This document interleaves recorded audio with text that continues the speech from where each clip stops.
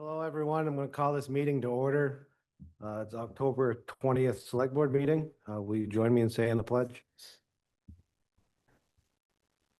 Allegiance to the flag of the United States of America, to the republic for which it stands, one nation, under God, indivisible, with liberty and justice for all.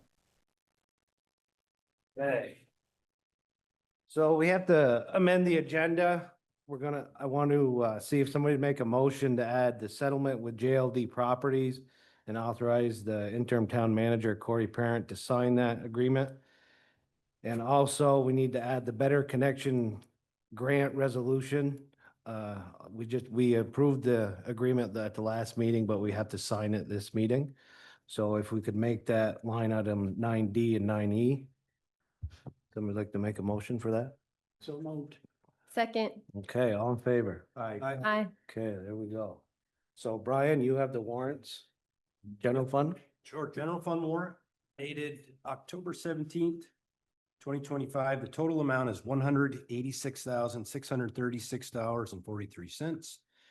Per usual, just want to point out, health insurance makes up about 20% or roughly $37,000 of this general fund warrant. The vast majority, though, about 62%, is going to Compass Minerals for salt and sand.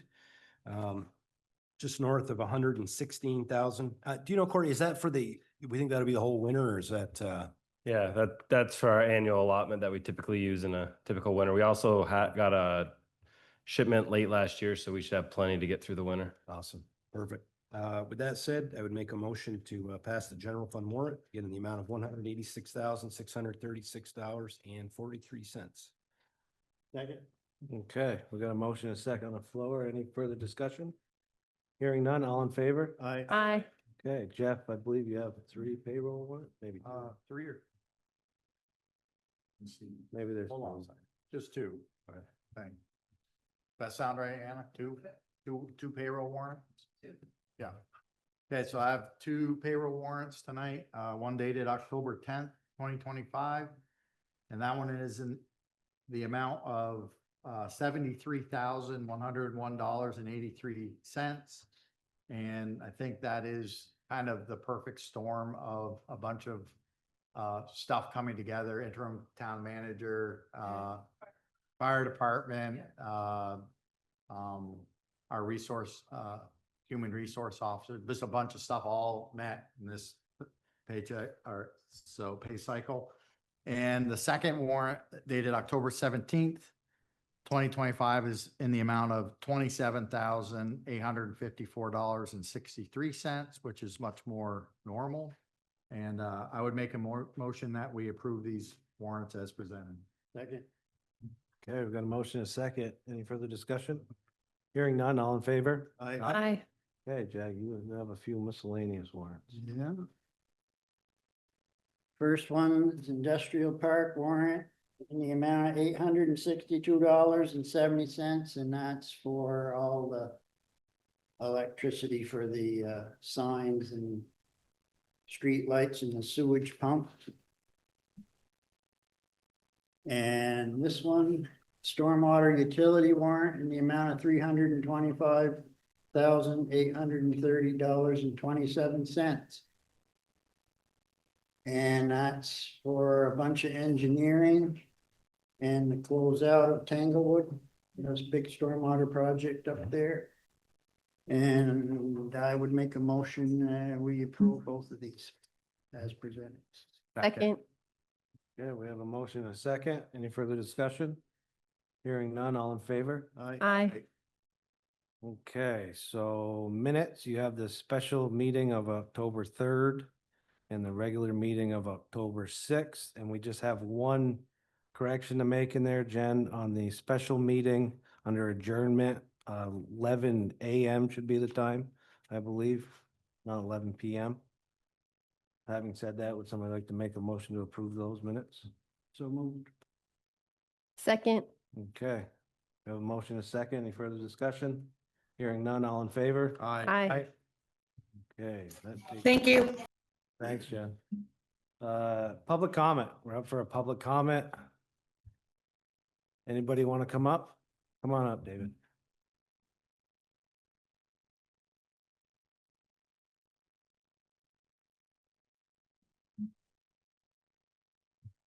My name is David Bray, town resident. I'm here to request that I'd like to, it's a request of the chair, I guess, and our town manager, that we add an addenda item to an upcoming meeting to discuss all of the potential uses that we might have for the old Public Works property, and also to include discussions that we might have of what the availability is for boat access. Because I think there's a lot of discussion going on about what we're doing with that property. Okay, thank you. Is Like, that it? yeah, well, do you think that'll get on the, can we get that on? the It, agenda? it might, I'm not having a question and answer session with you about it now, David. Okay. You can make another video if you want. I don't know what to tell you.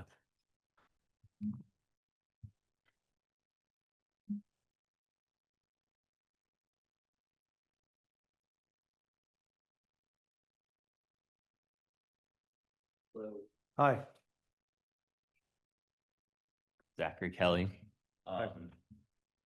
Is it something that normally happens where an RFP goes out for something like a boat launch before it's put to a vote by this group? I'm a little concerned. that- Yeah, yes, all the time. Does it happen? Yeah, and RFPs just to go a lot of times to get bid numbers. It's not a decision to build anything. We actually never went out to an RFP, went out to an RFQ. We've downscaled it to a survey of the property and to get work, but you can't put a bid out to the select board without actually knowing what the project is and getting that information. Gotcha. And it that- doesn't cost the town anything to go out to an RFP. Sure, yeah, I didn't bring up money. So was an RFQ put out only for the boat launch option and not for other options? Yes. Will there be an RFQ put out for the other options or one? Not without a directive from the select board. We've had multiple community surveys and we've had planning studies, and that's the number one option that the residents have said they want to use that property for. Thank you. Thank you.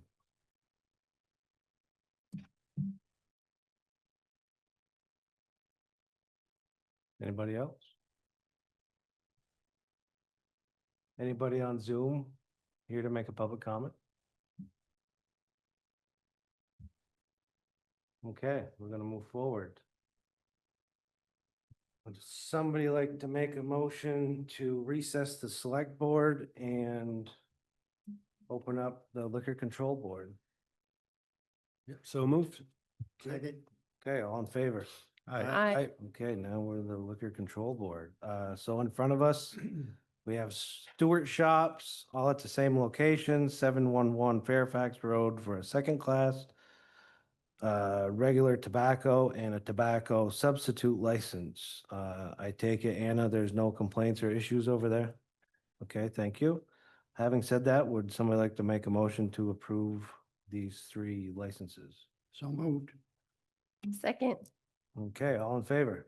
Aye. Okay, that goes through. Somebody like to make a motion to adjourn the liquor control board meeting and reconvene as the select board? Second. All in favor? Aye. Okay, thank you. So every 3 years by statute, I believe, right, Corey, we have to appoint the zoning administrator. And currently that's AJ Johnson. Having said that, I'm just gonna call for a motion to appoint AJ for another 3-year term as the zoning administrator, and we also have an assistant zoning administrator that can do duties of the zoning administrator if AJ is on vacation or out for some reason or stuff like that. So having said that, would somebody like to make a motion to appoint AJ and Megan for a 3-year term for both those positions? So moved. Second. Okay, all in favor? Aye. You. Okay, next up, St. Albans Police Department update. Come on up, gentlemen. For those of you who haven't met, I just Mark, I'm the chief. Lieutenant Banker, Lieutenant Paul Dowd. I brought a couple of us because they do a couple different things at the PD that can speak a little more about what we want to talk about tonight. Thanks for having us, guys and girls. We weren't sure what you wanted to cover other than traffic concerns, but we thought we'd hit the big three things. And we'll open up to any questions you might have. Staffing is usually a big issue, so I'll start with that real quick. We're kind of restricted in staffing by our budget. Having said that, we're fully staffed. What that means is we have 4 admin personnel, being myself and 3 lieutenants. We have 2 detectives. We have 1 DLO, which is our old school resource officer. We have 4 uniformed sergeants. We have 4 uniformed corporals, and we have the officer line full. We also have 2 street crime unit positions that are, 1 is currently full. The other one just changed last week, so we're in the process of moving an officer into there. But we are fully up. We are actually above that TO right now. I mean, we have 1 other person that we have hired that is level 2 certified. He went through level 2 a month ago. We don't normally hire level 2s. We don't hire level 2s to keep them level 2s. He will go to level 3 school starting February, which is the next available school. He'll attend that school for about 4 months, and then he'll be fully level 3 certified. We also have people in the applicant pool now that have made it through the polygraph, and they're waiting background. So we're doing really well. I don't know, I can't say with certainty, but I don't know of many agencies in the state of Vermont that are above staffing level. So we're really good there. This year, to give you a general idea of where we are with calls, I think most people would say they saw a difference from this summer to last summer within the city and the town. I get constantly asked why we see that. I mean, we saw a big difference from the loitering, trespassing, car breaks. When I say car breaks, we still get, I don't know if we've had any calls where somebody actually broke into a car, but somebody stealing from an unlocked car or stealing retail thefts from stores. We were going from, I'm going to guess here, but 3 to 4 of those a day from retail thefts from stores, and 8 to 10 car thefts at night, to 3 or 4 a week at most combined. And everybody asks me what the difference is. I mean, there's a combined effort from everything from the citizens who installed cameras and made the call to us, and we were making identifications because it's mostly the same people, to the courts doing the job on their end from all the arrests that we made, which is a huge number of arrests last year from those calls. The SA is pushing the case, the courts doing their job and actually holding people accountable. A lot of the repeat offenders, which was a small number of them that were doing these, are actually being held, or were being held, and they're still being held. And if they are getting out, they're reoffending, they're going back in and actually serving a little bit of time. The problem still exists, but not nearly at this level. We're seeing conditions of release that people are being held accountable for. So it's everybody combined together, making a humongous difference for us. And I can't, I hope it continues. We'll see. The big names that we saw all last year that you all saw in the paper over and over on the news, we just aren't seeing them. Maybe they moved away. I don't care, but we're not dealing with nearly as much. So that was a big hit for us last year. I'd say it was an abnormal year. In my 27 years, I don't think I saw a year that bad ever. I know I didn't see a year that bad ever. This was a more routine summer. We were very busy, but we weren't like we were last year. We were just chasing our tail all year long. So that being said, it made a big difference. But I think if we had to say one thing changed last year over this year, we had street crimes. And that was probably the swing that made the difference. And Ben will get into that, Lieutenant Kuchar, but when you start making big drug arrests, I think it pushes down some of the problems that go with that. And that's what I have for I'll answer any questions now or after, but Lieutenant Kuchar can talk specifically about street crimes and what they've done since they got up and running, which was only in January of this year. And Lieutenant Talley can kind of touch on the traffic and where we are in stats to some extent. But I'll take any questions involving any of that. We'll just go with questions at the end. Yeah. So, thank you. Okay, basically, street crimes was operational in October of 2024. During that time, we've been working with the Vermont Drug Task Force, Homeland Security Investigation, DTF, and FBI in several different cases. A lot of our concentrated efforts are obviously in St. Albans Town, St. Albans City. To date, right now, we have 20 arrests, including 8 federal indictments. To date, prior to the amount of drugs seized, approximately 6 pounds of crack cocaine have taken off the street, approximately 2 pounds of powdered fentanyl that we also have taken off the street, and 11 firearms. And there's still more work that needs to be done. Kind of street crimes in a nutshell. There you go, in a nutshell. Some rough stats that we've had. As Chief said, this summer was a lot less demanding than last summer. But call volumes, we're at about 8,500 calls for the year. And our department leads the county to include state police in the call volumes for the year right now. That's broken down 60-40% town, city. So city, 60% of the calls were in the city, 40% were in the town.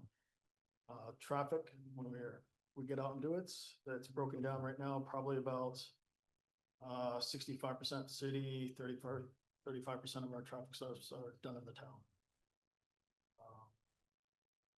Calls are down, but our traffic numbers are up compared to last year. Which I think would make sense, just we were busier last year chasing calls than we are this year, for sure. The interesting thing, the stat, we have more calls than VSP, I'm not, I did my 20 years at VSP, so I'm not, but we're covering St. Albans City and Town, they're covering the other 14 towns, 12, 13 towns. We're busy, crazy busy. Yeah, I only bring up the comparison to VSB just to show how, what we are doing. Yeah. So when you say traffic, you're talking about speeding tickets and stuff like that? Yeah, traffic enforcement. Any It stops. could be any Any traffic stop, AOIs, speeding, yeah. texting, DUI stuff. Anything that resulted in a traffic stop doesn't necessarily mean a road ticket versus a warning, just a traffic stop. Any other questions from the board? What would be the possibility of getting like a A what? monthly report on what you do? We can produce, our program is called the Valcor system. Every agency, well, I think pretty much, I said maybe one or two, uses the same system. So it'll spit out pretty much any report you want with the know-how, which we have people in our office that know how to do it, yes. It's something I think we talked about getting. We got it when we were with the sheriff there, and it kind of gave us Yeah. an idea of where they were and what they were. It won't say where you were, it'll say where the calls were, yes. Yeah. Mhm. Yeah. It won't say where the traffic, well, I don't know, it will say where the traffic stop, I guess it will, it'll show case number. It shows where we actually did the stop. Yeah. Because that's what's captured. I can fiddle with it. If you let me know exactly what you want for information on this report, I can play with the report and try to get that. And it's going to come out like an Excel type format, Excel sheet. That don't mean nothing to me. Yeah, no, but I mean, it'll come out with a ton of case numbers, followed by a location. Depends how much we have to, there won't be, we have to redact it if it comes out with names and such, but you know, location's a little different. I think something we could probably work with the town manager to do that, right? Figure out what information's available, what would be useful for us to know. And then like with all the computer systems and the systems you have like in the cruisers now, like how long does it take you guys to write a ticket from like pulling someone over to like filing the paperwork? It all depends on how seasoned they are. I do a lot of traffic enforcement. I get out there and do the grant work. I teach motor vehicle law down at the police academy, and I teach driver's ed here at BFA, so I'm big into traffic safety. For me, probably 7 minutes and we're done. Say 8 minutes used to be the standard we had to do the academy 26 years ago. That was kind of like the line where they wanted you in and out in 8 minutes. And I don't know how much has changed since then, but tickets are But that's- printed for you now. They're not handwritten anymore. That's done and my report is done and I can go sit back and look for the next person texting in the school zone or speeding. So I have a question, trying to think of how to phrase it, but say we have some citizens that are concerned about speeding in Yep. certain areas of the town. What's the avenue or how would we get that addressed, I guess? So that happens all the time. Like I get, and I say it comes a bunch of different ways, but well, I say, but it comes in limited ways, I should say. Typically it goes to dispatch. They get a call that says, hey, John Smith would like, speed enforcement on this road, they'll send an email out to the admin staff or to all officers, and then we reinforce that through the uniform lieutenant. And he directs it to the sergeants, like, hey, we need traffic enforcement. Usually within 24 to 40 hours, we have cars that So, hit that so a area. a citizen can call. Oh, yeah, all the time. It happens all the time. Okay. I would say at least once a week we get something. Sean used to be really good about getting hold of us, like my city manager gets hold of us, but it can come from anywhere. We have an online complaint tab on our, and some come that way, but we get them all different ways. Okay. Or people just, I wasn't like aware of this that. forum, people tell us. And Sure. we have ways to check speed that we don't, we have speed spies that we put up, which is a tool that you can't see.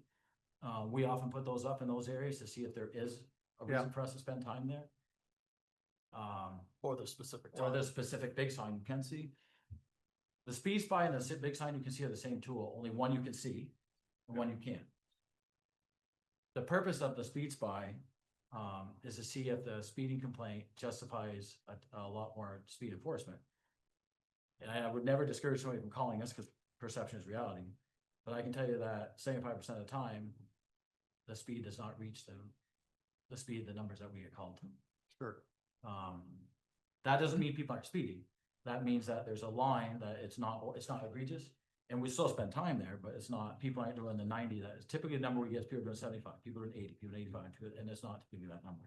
And again, I'm not discouraging people from calling because I live on a road that, I live on Palm Shore, people fly by, this high road, I get that. So I know what it's like to be able to fly by. But we do use that speed spy quite often to try to find out what speeds are. It doesn't record people's plates, doesn't do any of that, it just gives you speeds of Sure. X cars going by. That's helpful. Thanks.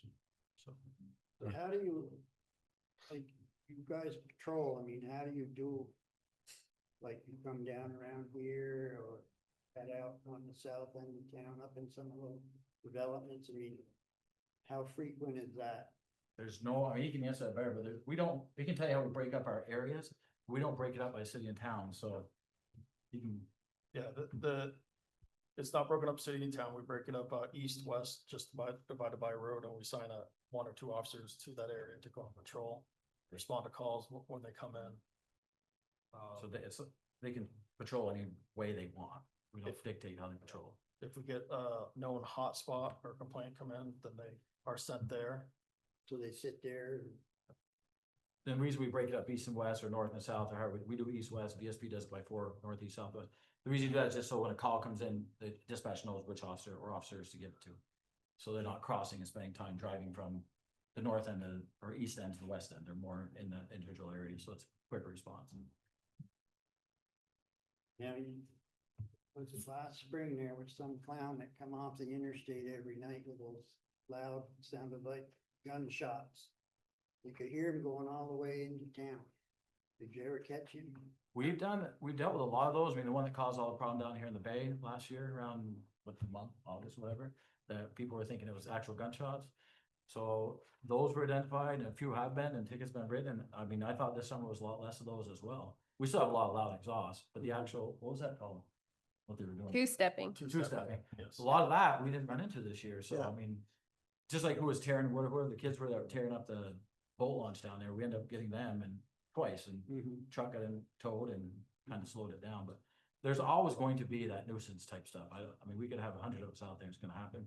Drive down Federal Street right now and take a look. I mean, Federal Street's torn up one and the other, and that particular car has been written tickets 2 or 3 times last week alone, and he's still doing it. I mean, so there's gonna be that stuff, and we try to stay on top of it the best we can and keep hammering with tickets the best we can. I mean, I never thought, tickets were the answer to everything. I mean, you think that warnings and education would be enough, but sometimes it's not. And keep hammering, so. And do you guys have numbers on like how many people are like fighting the tickets? How much revenue is being raised by the tickets? Well, Uh, those numbers on how many fight tickets. I have no clue on the revenue, because Yeah. we do not track that. We don't write the tickets for revenue. Yeah, we don't. I think that would be, wherever the financial people are who receive it Yeah. from Judicial Bureau. I do know that no check's written until they pay it. And there's a lot of people who are under suspension right now for not paying the tickets. I schedule the courts, and we probably 10 to 15 people contest tickets a month. That's, I see come across that I need to schedule people for. I think you know, years ago, back when I was writing a ton of tickets, which I haven't written a ticket in a long time, that's not really what I do, is patrol too much for that. People used to like to contest tickets because they often thought that the officer wasn't gonna show up. And if they didn't show up, then the plaintiff, being the person who got, automatically won the ticket. Those days have almost don't exist anymore, especially now that officers, everything's online. So the officer doesn't have to come in to be in court anymore. So officers are going to court more regularly, so that doesn't really exist anymore. So I think people do still fight them as a lieutenant step. I think a lot more officers are going to court if it's easy. So I think people are paying tickets. I don't know how the courts are dealing with it, if they're siding with the officer more or less the same. I know when I go, they've cited, a lot of them seem to be looking for, leniency on the points. Sometimes the judge can do it, sometimes the judge can't. There's a law that says what criteria must be met for that to happen, so. But there's a large number of people out there under suspension, a monster amount of people under suspension, still drive every day. No insurance, no registration, suspension, without it, And they keep driving. and they keep driving. Oh, they print off a piece of paper, put it on their car That's- that we can't see, so. That's changing, right? There's. It's new supposed to be laws coming changing, into effect that but- ban those paper plates. Again. Rumor is, from my point of contact in DMV, is that now to get that paper plate, you have to pay the $6 convenience fee, the registration fee, and the sales tax, and then you can get your piece of paper. Because since COVID came, that all changed, you can print off that paper plate over and over again. So that's been a losing battle for 5 years. Then we get it, so, and just so you all know, for us to run a plate, if we pull up behind you, call dispatch, we can run a plate and tell within 3 seconds if you're valid, your car is valid. That paper plate does not work that way. So that process is a different, much different process, so we need to get back to the way it used to be. Get it right back on a regular Vermont register. Or any other state. Right. So what do you think is the best deterrent to keep people from speeding on these roads?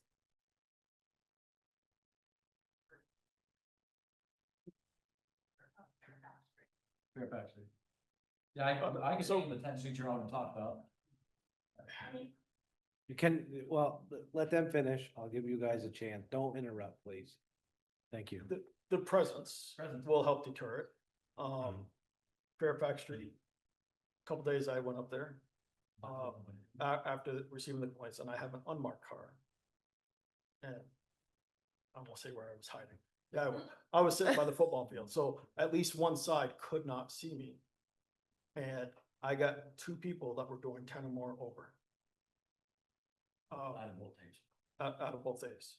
One was arrested because he was criminally suspended and stuff like that, but that's 2 people that were doing 10 or more. So while speeding happens, we all see it. It's just, can you define what speeding is to you? Is it 10 miles over? Is it 5 miles over?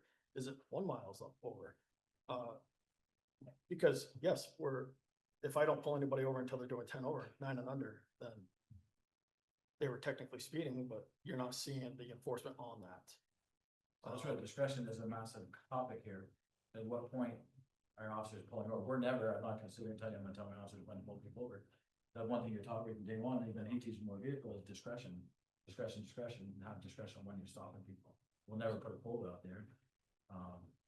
So then you put the black and whites out there, the marked cars, and yeah, it's a little bit more visible and that will slow them down, but you're not doing an enforcement, you're just slowing them down. It's meeting the goal, but once we leave and go somewhere else, then that's being picked back up. We looked at a program, it's still new, we're talking about it, but it showed a speed spy pretty much on all the streets in St. Albans. So we could see, we compared a couple of the streets of the high rollers, Brigham Road, Bronson Road, and 85% of them were doing 10 or below the speed. We picked 2 days in July. This company is new, Brad Jacksonville, Florida, right? Yes. So they literally tracked every single car that drove down those roads on the 2 days we picked in July. They had all the data from 2 days in July. Yeah, 85% of the cars are doing less than 10 on those 2 roads. So it's just interesting. So again, those 2 roads we hear about constantly from people that and there's no data support. Not saying people aren't speeding there, but the numbers aren't showing like that even 75, 80% of cars are 85% are doing less than 10. There's not a lot of high roads in that woods. Yes, question. I don't know if you can answer this, but when we talked, when you came last year, we were talking about almost like an exact number. It's like 13 people are doing all of the, retail stuff. But when it comes to speeding, we won't ask everyone in the room to raise their hand, but what percent of the speeding is from the same people, if that makes sense? Is it like 20% of people are generally speeding? And again, we don't want to ask everybody, There was but, a stat or is it? I went through, but that's why I looked at him because I know he's teaching. I don't teach that. But it was high, the number of, and it's always typically that number is like 10 or under, 10, less than 10 over is a large amount of population. Yeah. It's that over 10, because everybody's under the assumption that you're free to go at 10 over, or 10 under, Mhm. just under 10. But I don't have a number. So would there be times when you go with 5 and over? I'll answer Look, yeah. personally, yes. Yeah, I would- Halloween night on residential area, it will be 5. Yeah, okay. Yeah. Okay. I agree with that. I think Just you have be- to use, I'm thinking speaking for me again, having done this a long time as my everyday job, I think that you have to use some common sense and look at the average speed of the area, right? I mean, and I'm not Sure. saying you shouldn't, if you're going down a 25-mile-an-hour zone and they're doing 35, that's fast, I think, right? But Hmm. if you're in a 35-mile-an-hour zone, you're doing 45, is that fast? I don't know. If there's no sidewalk, nobody's walking, there's a lot of people, everybody's doing 45? Yeah. Should your presence is good, you're hoping to slow them down, you stop a few cars that good? Or do you start hammering everybody that's 6, 7 over? You're now gonna be hammering everybody that lives right there. Is that good or bad? I don't know. Like, I use Fairfax Street as a great example because why is everybody going down Fairfax Street? They're trying to avoid the access road. Why are they avoiding the Mm. access road? Yeah. Because of the school at the bottom and the lights, right? So everybody, Fairfax, I have family that lives on Fairfax Street, so I completely get it. Everybody, that road is crazy busy and everybody's moving because they're trying to avoid the next road over. So, there's 3 or 4 feeder streets, Upper Welland, same thing. There's 3 or 4 feeder streets that lead in the city. And then to come from the south end or the west, the same way going up, New Road, Lake Road's the same thing. They're trying to get up to the city. So, do we start writing for slower speeds? It's absolutely a possibility. What courts will do it, I don't know. Maybe it doesn't matter to us either because they still get a ticket. That's all we want to do with that speed. Yeah, the complaints are gonna come, I can guarantee you that. I've been doing this for a long time. Complaints aren't a big deal, but 10, 8, 9 over is not a lot. Yeah, I was just looking at Kevin Mackley, our Public Works Director, did a nice job writing out a memo, and I think we made it available here. This will speed up. It's online now too. Right. Yeah, and he does a nice job with background and things we can't do, things that don't work. And then he broke things down into short-term things we can do, midterm, and then long-term. Longer term are some of the things you just mentioned, right? Short, making the street more narrow, putting medians in. And on the short term, I don't want to say it's frustrating, but there's not many options, but it looks like there's 2 or 3 pavement, painted street, speed lights or speed limit signs on the road that might help. The big one, of course, is just additional enforcement. Then the other one, this might be more for Corey, or I think Kevin's on, complete a traffic count on Fairfax Street and Lake Street. And it sounds like, is Fairfax Street in progress? Are we doing that now? Kevin, you want to speak that? Yeah, that's gonna happen on Friday. So it's traffic count and speed count. Okay, So it's like Lake Street, was it in the spring, I think, here? or- yeah, I think when it's a little bit more traffic down in the bay, I think that would be a more appropriate time to do it. Okay. Thank you, Kevin. I mean, clearly, enforcement, we can definitely hammer those streets. And like I said, we do send people out right off and a lot do write tickets. We had one officer today that was pretty much dedicated to right in front of the gun shop 105. Yeah. For his hours, and he stopped. I asked him, he came back in, how'd you do it? So I stopped at ton cars, which he did. We heard him all day. So even just stopping cars, whether it's a warning or ticket, but we could do, it'll make a difference. May not last forever, but you repeat it over and over, it definitely helps. And that's the goal. Whenever we get complaints and we get complaints about that area, he went up and hammered. And it'll make an effect for a bit, just like when we do, everybody else says 105 for a while, and we're always trying to be responsive. It's just, we can't be everywhere because I'm not exaggerating. Going back to your statement earlier, we get asks and requests for roads weekly, at least weekly, 1 or 2, and that's fine. That's our job. We'll go to them. But there's only so many officers on for however many miles of road we got, and that's our job. So we'll do it. So, Do you remember, on Island Pond, remember back in the day, somehow they rigged and had a police, maybe it was a town constable or something. And that that fella pulled everybody, like when people they- hit, when people hit Island Pond, they slowed down, everybody slowed down. Cause if they were, cause if you're going 1 or 2 miles an hour over, this old geezer was gonna pull you over, right, you think? So police presence Yep, absolutely. makes all, like, Yep. just knowing that there's a good chance of having a police officer there, people slow down. No, I mean, I get it. I just went to Maine, last week for something and we came into town and everybody behind me slowed down to like 1 mile an hour under the speed limit, slow tight down. And my comment to the guy with me was like, somebody's running traffic all the time here because everybody slowed down. So I get it. It makes a difference. There's no doubt. We all Takes recognize that. resources. It's just a matter of the resources and getting to ahead of it or responding to it when we can as quick as we can and try to make a difference. And that's the reality of it. It'd be great if we had 25 people on there today and we hit 25 roads. That's the reality. So how many roads could you do per day? Well, like I said, right now on schedule, there's 3 to 4 officers on it, usually 3. So that's reality, and that's without the calls that are coming in at, the base of 8,500 so far this year. So maybe like realistically, like one. No, it's not one, because there's the 3 officers, they're not, there's 3 of them are still doing something, so they'll hit roads when they can, but might only maybe for an hour, maybe for 3 minutes, they might pull in, then get called and take back off, and try to get back everyone they can, but. And then like today, the officer came in today and did by the gun shop, he was on overtime, one of those grant details, so he sat there for hours. So, but, if they get overtime, that's where we can direct them where to go, but if they're on regular shift, then it's all dependent on calls. And today was one of those days where it was just call after call after call, not every day is like that, but today was. We just don't know. Yeah, the other day we had 5 on, just the way it worked out. Yeah. One was dedicated to just on Yeah. traffic. So he's good, yeah, if we have overflow of officers, then yeah, we could dedicate somebody, that's what you're gonna do, it's just. So just hammer all day. One other thing I'd encourage you to make a swing into the industrial park way to the end where the gold is. Yeah, we heard that recently. Well, I called you one day because I helped a farmer that crops down there.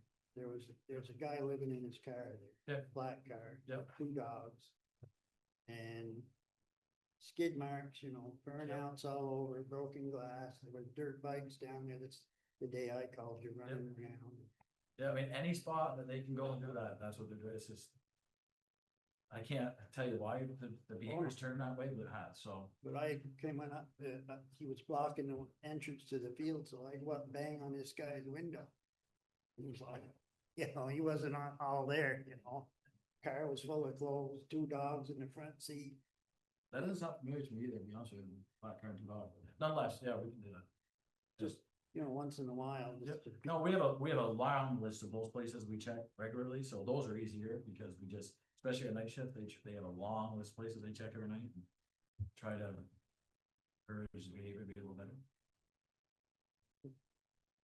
I'm just gonna mention is, related to that, I know you guys, if you are doing speed stuff, you get called somewhere and, as we've talked before, so I'll say up in my neighborhood, which is, a lot of us live in St. Albans Town because it's very quiet and I live on a very quiet road with, 2 houses on the public road and a small private road. And, just thank you guys as well. I think 4 or 5 different times when I get up in the morning and look out and there were, 9 police cars on my road. You barely fit. And it was, you guys and I worked with the state police and we had drones and you had guys with tactical gear and it was a little scary. I know there's some public safety worries and for the public and the other people involved. And I don't think anyone got hurt. And unfortunately it's a separate story as people, do things and get let out real quick and come right back and do the same thing again and again. And, so thank you guys for showing up and doing that. That was scary. There's been a lot of nights up your way. I'm sorry. There's been a lot of nights up your way there. Yeah. You guys, launching drones off my old tennis court and stuff. So it's quite interesting. Yep. Thank you. And do you guys know if like a campaign, like a public campaign of like safety and you're part of the solution, go the speed limit, have you ever heard of that working? It doesn't hurt. I mean, with all honesty, I mean, these complaints are gonna slow down because of the time of year. It always peaks in August, late July, early August, September, and this summer being warmer and longer, this is what happens. It's gonna slow down, just like I said, but come spring, it's gonna spike right back up again. and it always peaks again towards the end of summer, so. But then would that help? Yeah, I mean, there are responsible people out there. It's again, it's like, it's not to the extent of the 10, 12 of causing all the problems last year, there's more people speeding, but it is still not everybody. I'm not looking back in this room, or everybody in the community, or my friends, maybe saying, you're all speeding, it's not the case, but it is, you know, there are people doing it, but campaign, you may be able to slow some down, yeah. Some people don't even realize that COVID started this, nobody did any patrolling for 2 years.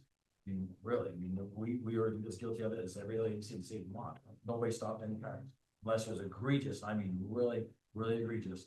With COVID, there was no contact, there was nothing happening. You could literally drive however you wanted, with whatever piece of junk you wanted, with nothing on it, and honestly, nobody got stopped, and, now we're trying to break that habit. We're trying to break people's bad habits, and that's just reality of it, and it's coming around quickly. We're how many stops right now?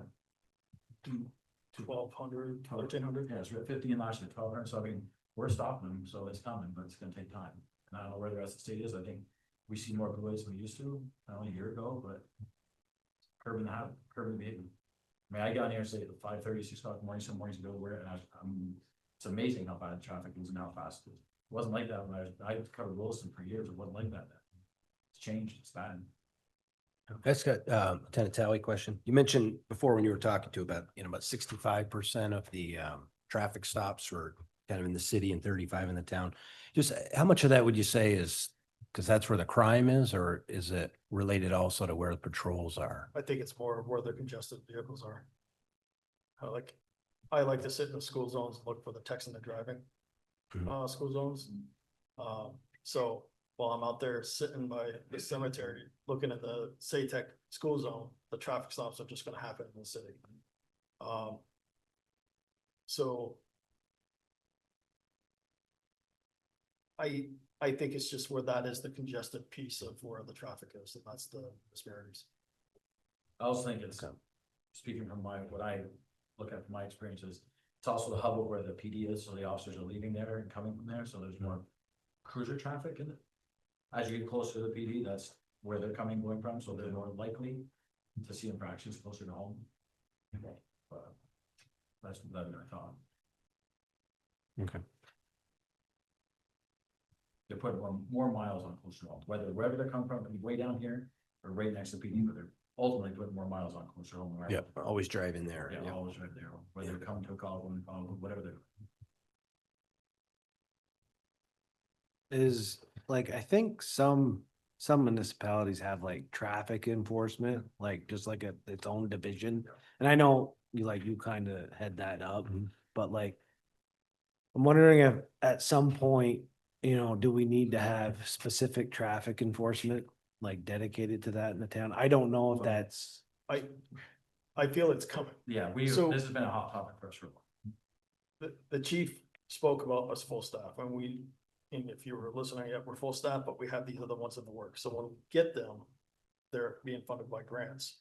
That's what the focus is going to be. So we can still do the patrol work and respond to calls, but now we have one or two focused solely on traffic. Yeah, that's in our sights. That's one of our goals. And it's been discussed, do we pull that trigger sooner? We're trying not to do that sooner to still keep those responded to calls for service intact and whole.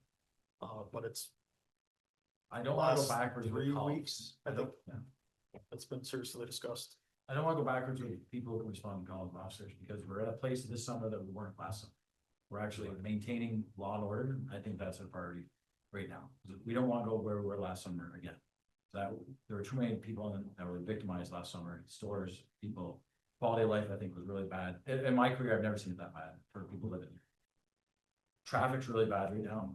We'd like to get to a traffic enforcement officer. I'm not willing to reduce the quality of life to get there yet. And traffic, we will get there, but I don't want to take a step back. And we got the manpower right now to somewhat maintain what's going on in the community and do traffic as well. But definitely would like to get to traffic. That would be ideal.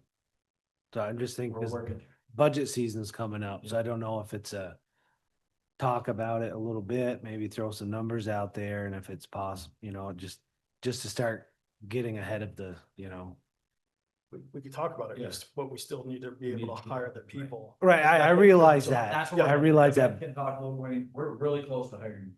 We have one right now on payroll, like he's Okay. one level 3, so we don't lose anybody that wanna, and we have others in the very close to being able to hire. Yeah. If we get there, then then what do we do with them, right? So that's the cost, that's the odds there. Yeah. So we're right there with you. I mean, we Okay. know how important traffic is. Yeah. But what we just to suck off the road, we have somebody going deployment here in January for a year. So there's one that's gonna be gone already, so we have another one that's going deployment in June, so there's gonna be 2 off the road, so we've gotta already prepare for that too. Those are big hits, really big hits. Mhm. For a department that only has, 18 on the road, 17 on the road. So we've got to prepare for that already. So there's things coming our way that are out of our control, but. So we're always thinking big picture, and that. Those are all. Even when we do hire someone, they have to complete the level 3 school, and then after that, they have 12 months of training. Takes a year. Yeah, so it's pretty close to a year. So these deployments, and we support 100%, it still is gonna affect next year's response when we have 2 people that aren't here in the summer. So Paul, you're looking out for the grant funding for that overtime stuff? Yeah, when I go out and I'm doing the governor's highway safety. Yeah. So we're always looking for funding sources. Awesome. Any more questions from the board? I don't know. Any questions from the public? Real quick. I don't know, but from what everything I'm hearing is there's not enough people to actually patrol and make difference on changing the traffic speed on Fairfax Street and say down the bay here in the village. I would say it's not enough. I would say that we have 3 or 4 of them, so which is. I think it's enough to control everything call wise, but it's not enough to sit somebody for the day. So they have to look in the time to have. Right. So there's not enough though to be consistent Bill, enough. if there's anybody on Zoom. People know that say, if I'm driving to Virgins, I know I need to slow down. So people aren't going to just know they need to slow They down. are, I see a cruiser that. So- Yeah, by having to obviously.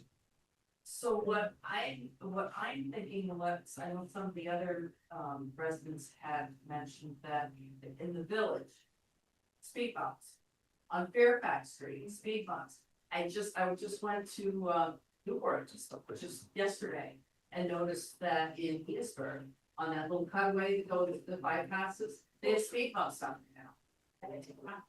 And they take them out in winter, and I'll tell you what, we slowed down, we had to slow down, so if I have to slow down, these people that are speeding fast there, they have to slow down. I mean, so I've gone part of some studies in state police on this, for towns like that, didn't have full power pepper.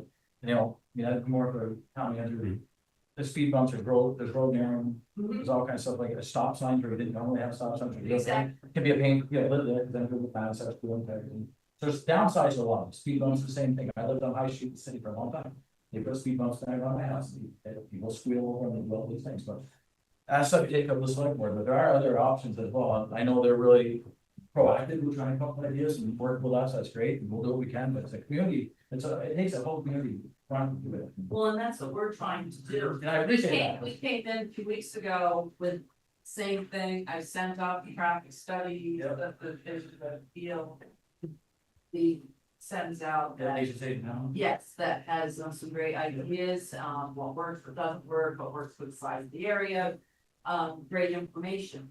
I know that there's certain things like narrowing the road that aren't going to happen immediately. But speed bumps can happen immediately, they can be put in, and would they also assist you people in not having to give the calls? I would rather have the call, so I would rather us be out there, not saying speed bumps would be great, but But the we calls need the don't calls. do good. They will do good though, because we do go out, even when you don't see us, we have several unmarked. So we're out there, and those are effective, but we're not gonna be there 24/7. But that's the thing though, we've had, all summer long, it's been nothing but speeding up and down Lake Street, you know where I live. Yep. And we came in on a meeting and I don't know who called and something, all of a sudden we started seeing you guys down here.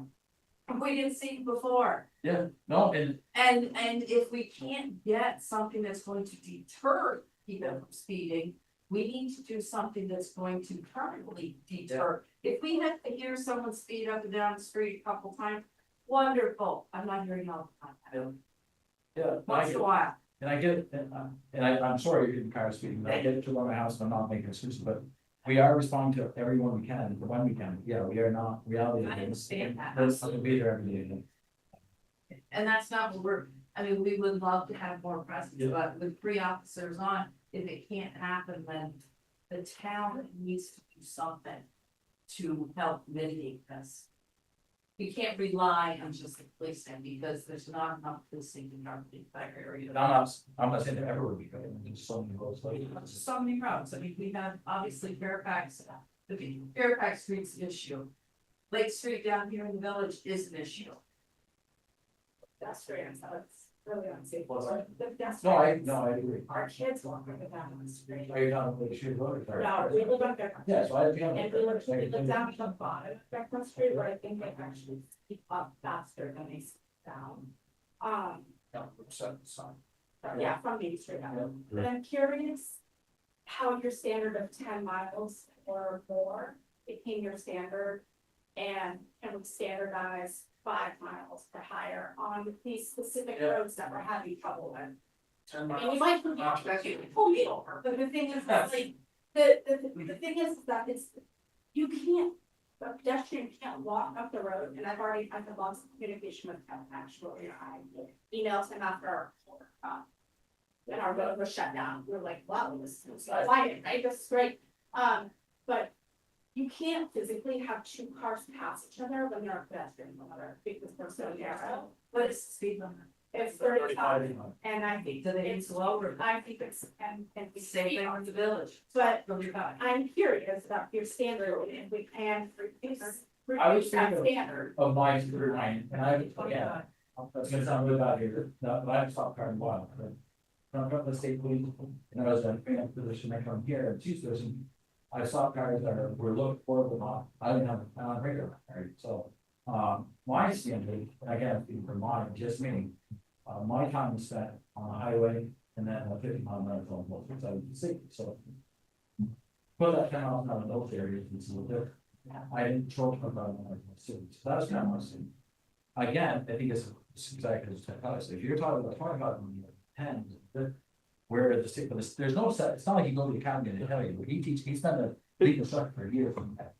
You don't, they don't go in and tell them, 10 miles, but officers have discretion, and It's, 10 is typically where they drop there.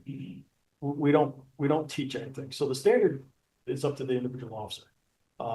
By letter of law in Vermont, you can get a speeding ticket for doing 1 mile over the speed. And I think a lot of it is where we fall in, because I thank you for speaking up, because you're probably the first one I've heard say 5 miles per hour.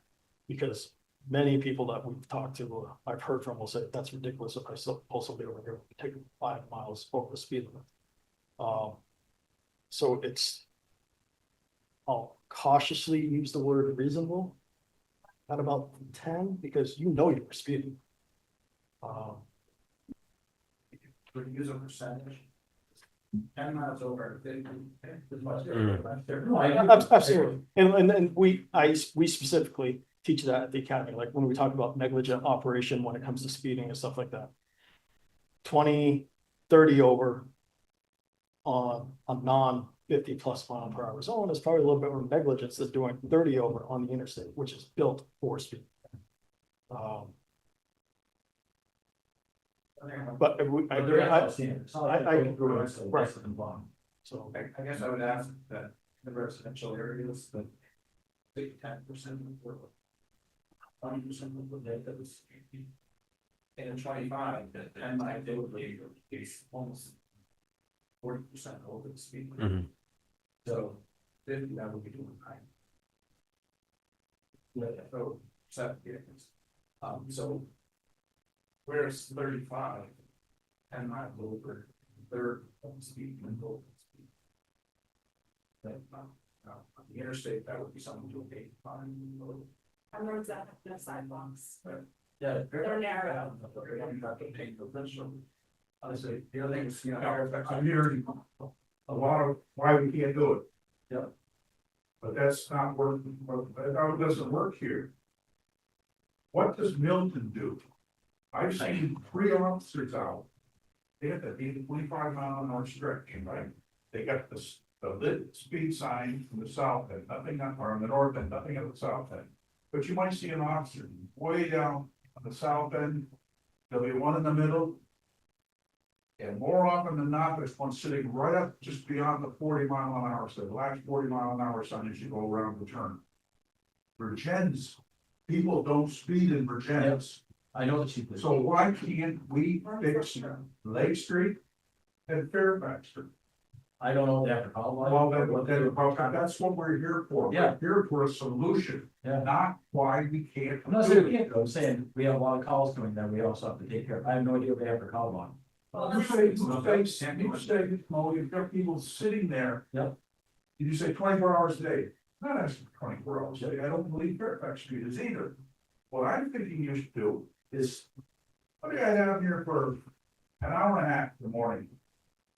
Guy's going to work, a little bit late, it's people. I'm thinking perhaps. Yep.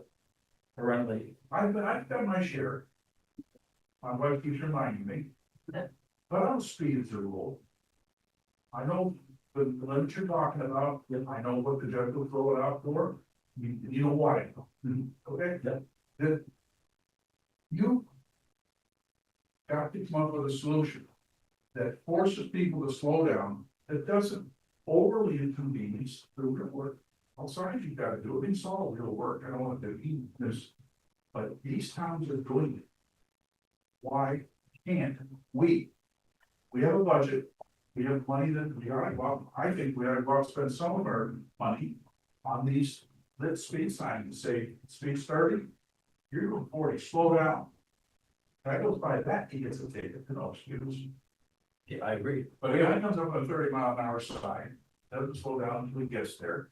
And then he's going 35, if he comes to the, he's going 33 by 85, you get to the post office, and you don't look like you're speeding, you're trying to put on the gas, up, you just turn the corner, or come off of South Main Street, or South Main Street up to Fairfax Street. The other thing we brought up at the last meeting when you guys were here was the people passing between Cemetery for the Church Road intersection and this, and the line. That's proven itself very dangerous. Very dangerous. It's a 40-mile-an-hour, so cut off. Oh, yeah, they cut off between the church and the the sign's not there yet, so we're on over by the park, it's not up there yet, but at any rate, in there, that used to be good. Most of the patrol, some of the patrol numbers, when it was fit, Democrat before. Put a sign up there, somewhere between Kellogg and Church, remind people the speed is 40 here, doesn't have to be going into town. Somehow, is that dangerous? You're talking about regular, the big signs, you're talking about just the street sign? Those flashing Yeah, signs, that says speed limit is 40, you're doing 45. I know, nobody has a problem with 45 or 40-mile-an-hour zone. It's just, we need some kind of reminders, the board, I don't know who rents those signs for. You own one, that's all. Is that the one that's over at Kellogg? I don't know where it's got. Yeah, that's the one in Kellogg. That'll be getting put up here in another week. But I don't know how that works, but I've seen several towns and small villages and cities that have them permanently installed. Yep. And Yeah, it's like ours doesn't go out in the winter because the battery won't last for them. no, But they're in the day in the winter, so the permanent ones, I don't know how they work. the winter's west of. Yeah, no, But absolutely. the thing is, other communities are taking proactive steps to control the speed through which their citizens and as a people somewhere else drive through. I see it. I've been 22A, I've done that for years in college. I have a kid coming up with grandparents to college and to later life. You know damn well, when you get to Virginia, you better be 125, that's south speed limit sign. And all the way, get through the bridge. So this, if they can do it, please. We'll find a solution. The solution for us The would be. board's got to make a decision, the board's gonna have to spend some money. You may, I could pour sometime. when you spend some money. But on the. Hold on, Ann, I'm not gonna have it just a, you spoke already, Paul spoke, Derek, go ahead.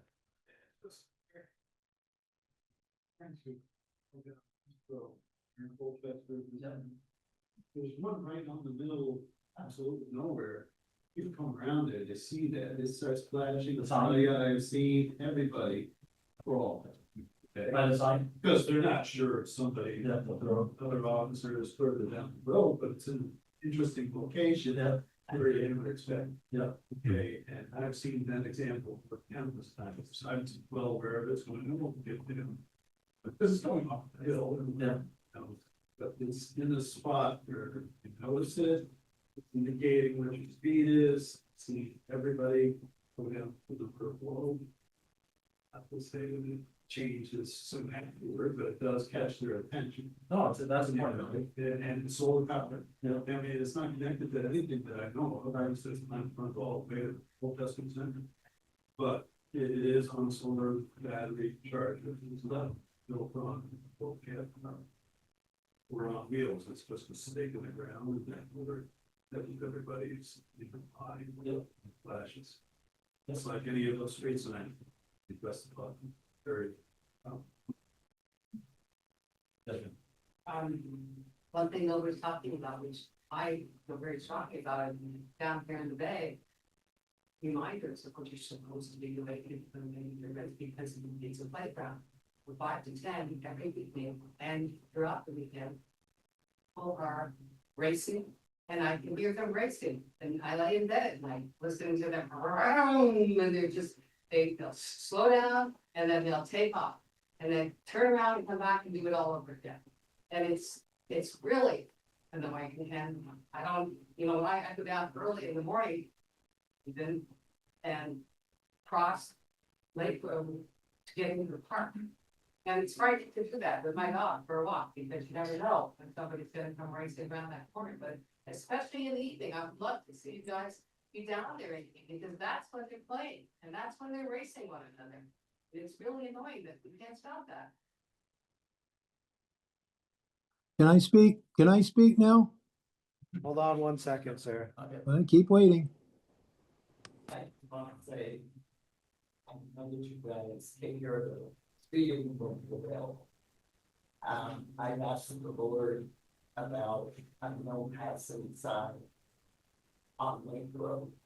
And I just wanted to get your opinion about that we have between the Macy Fire and the Helen Road. That's the same spot, right? Just up McCullough. Mason Farms, the first one up on the left. Okay. Yeah. Right for the road.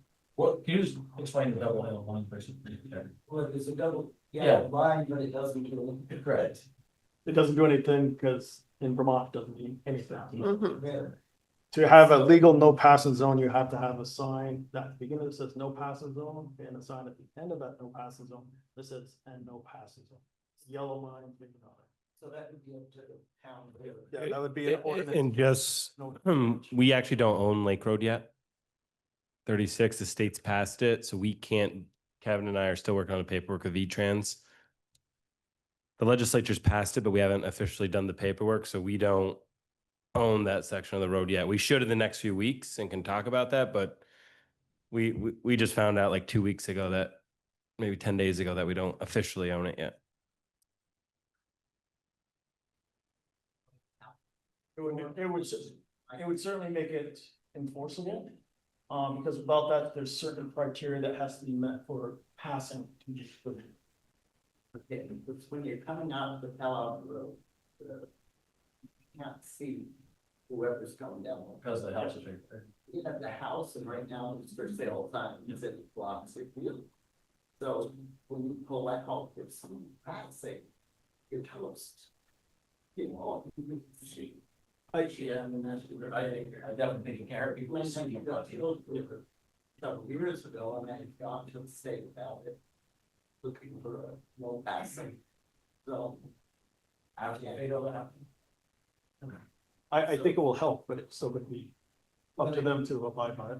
Yeah, I mean, we will see the black tread marks on the road and what, so scary. I just wondered. I think that people, when I'm driving, I see no passing sign, we assume that there's a reason for it, it's dangerous, right? So I think it can't hurt. Right, and right now, there's nothing. Thank you. Yep. The guy on Zoom, The guy on, please. the guy on Zoom, is that me? I can go now? Yeah, that's you. Okay, Steve Benyosh, I live over here on the corner of Cherry Street and Route 36.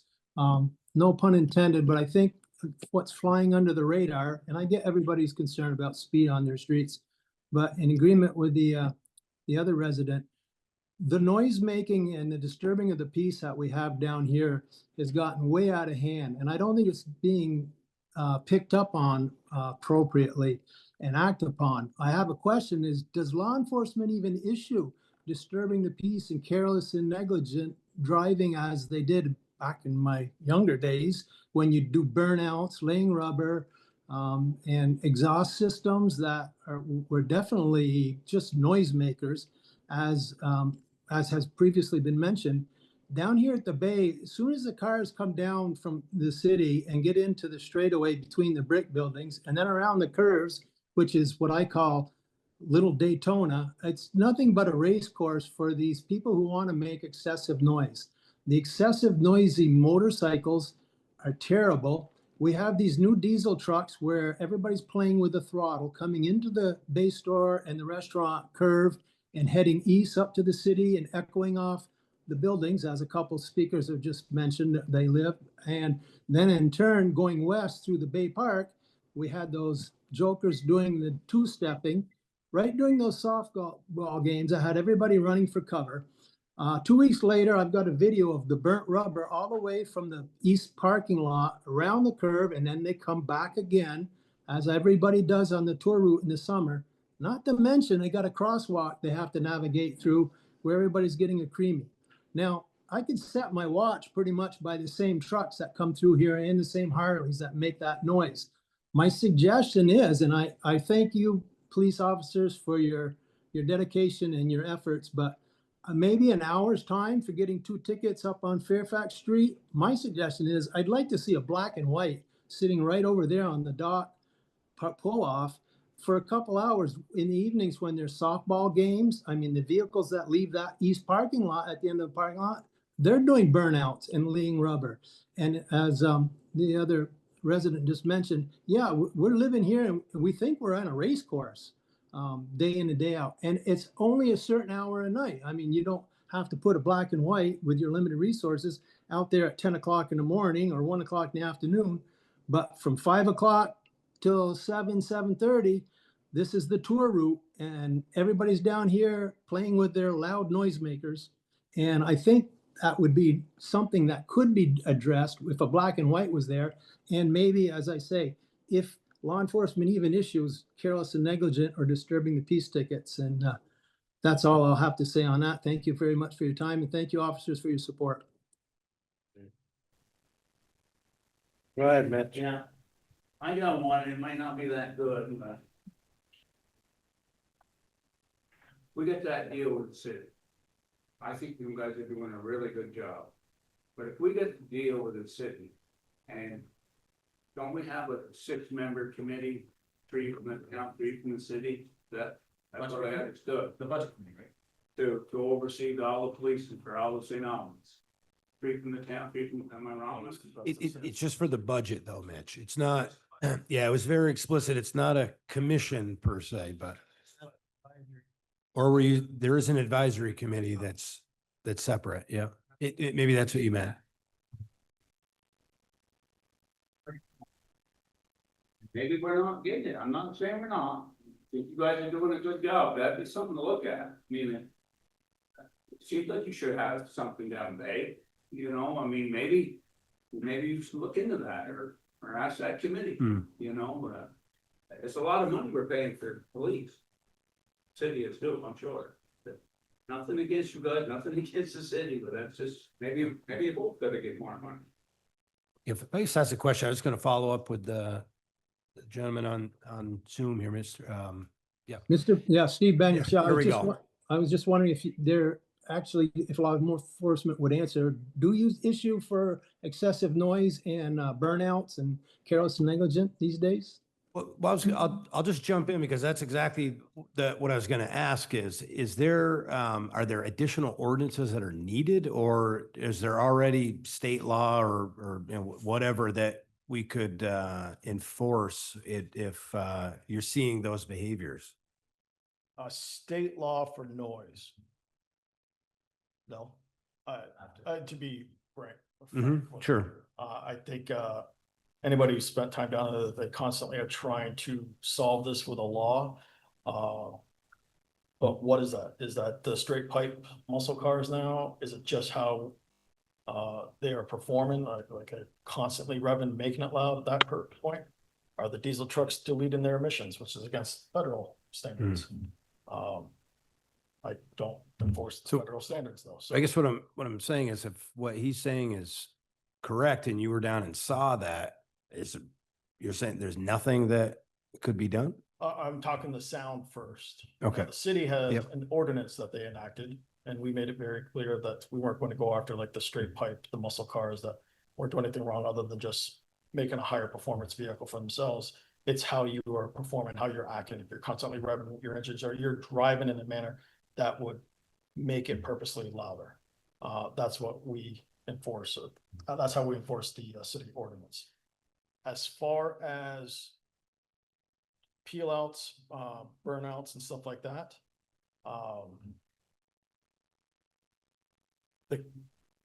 I question how far the courts will allow stuff back in the day, and how I teach it down at the academy.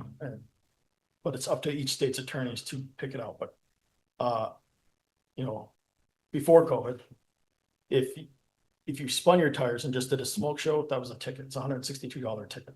We do write those. Yep. Mm-hmm. If your vehicle started moving in any direction, then it went from a ticket to a criminal citation, so a negligent operation.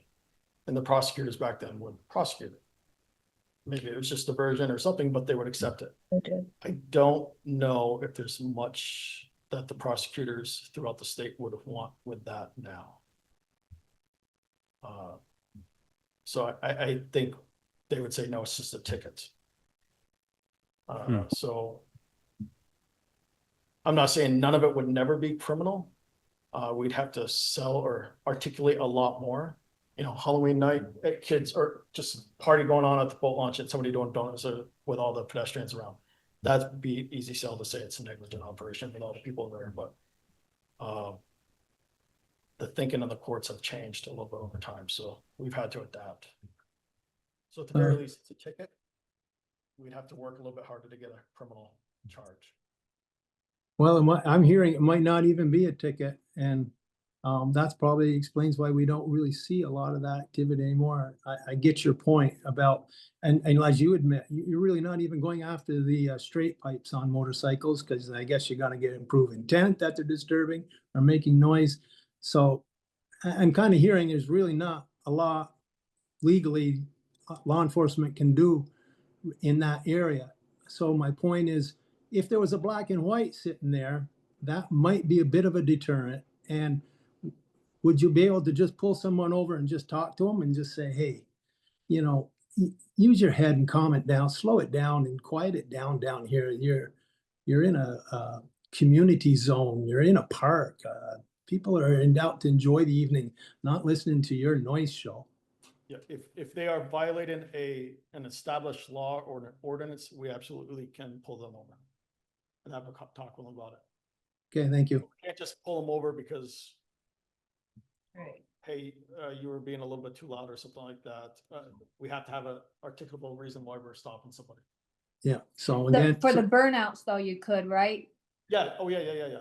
Yeah, cause boy, when they did that, I was right in front of our house and they spun that first right in front of our house and they just went all the way down around the S curves and back. Well, they do them they do the burnouts right there in the between the them restaurant and the store. And as I say, it's just, you know, I do see the cruisers come by here, but cruising by once in a while is really not, you know, I don't want to sound like I'm not saying it, but it's not really doing a lot on your way down through and then on your way through back.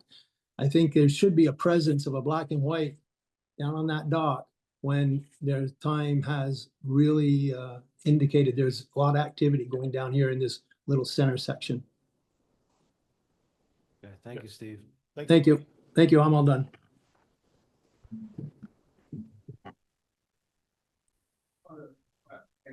One, lately we've been seeing a lot more car and seen car trailers up there at Pine Street. I've used to see going both directions, and I don't think this was.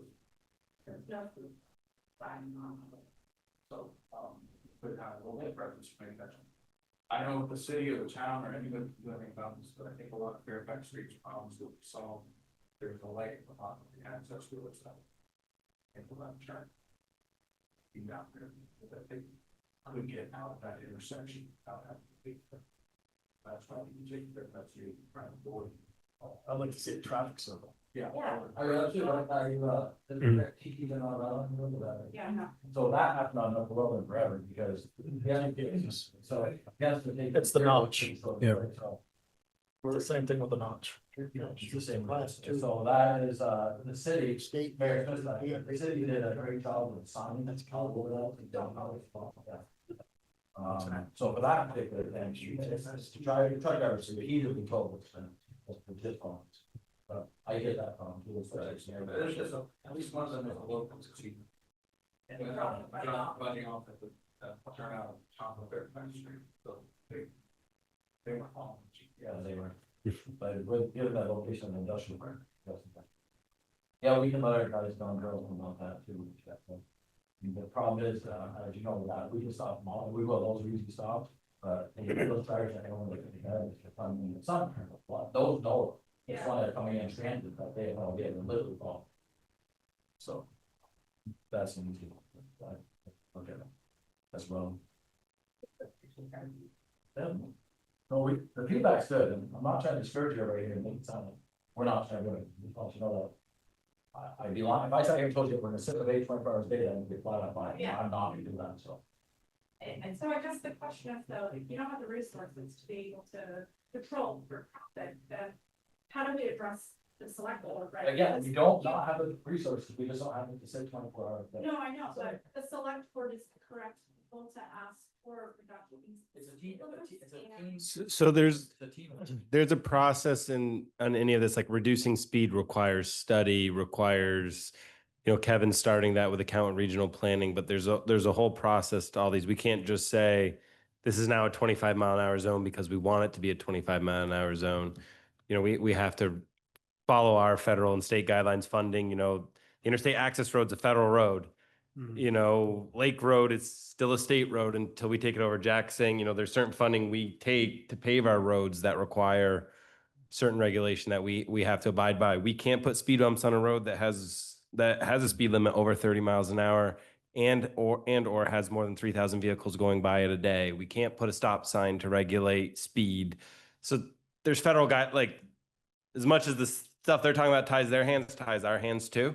So I think what it is, like down here at the Village and Lake Road, we applied for a grant to restudy these intersections. And part of that is narrowing the roads, putting in infrastructure that slows down traffic. Fairfax Road or street where you guys are, I know we've talked sidewalks, but that's a $2.5 million sidewalk to build that through there. It's probably the hardest one to build in the whole town because of those culverts and acquiring the land and all the things that go with that. So they're things, we all look at. It's just what's the best next move. And down here, I think it's restructuring the roads and these intersections. And that's why we took over Lake Road or worked with the state to do that.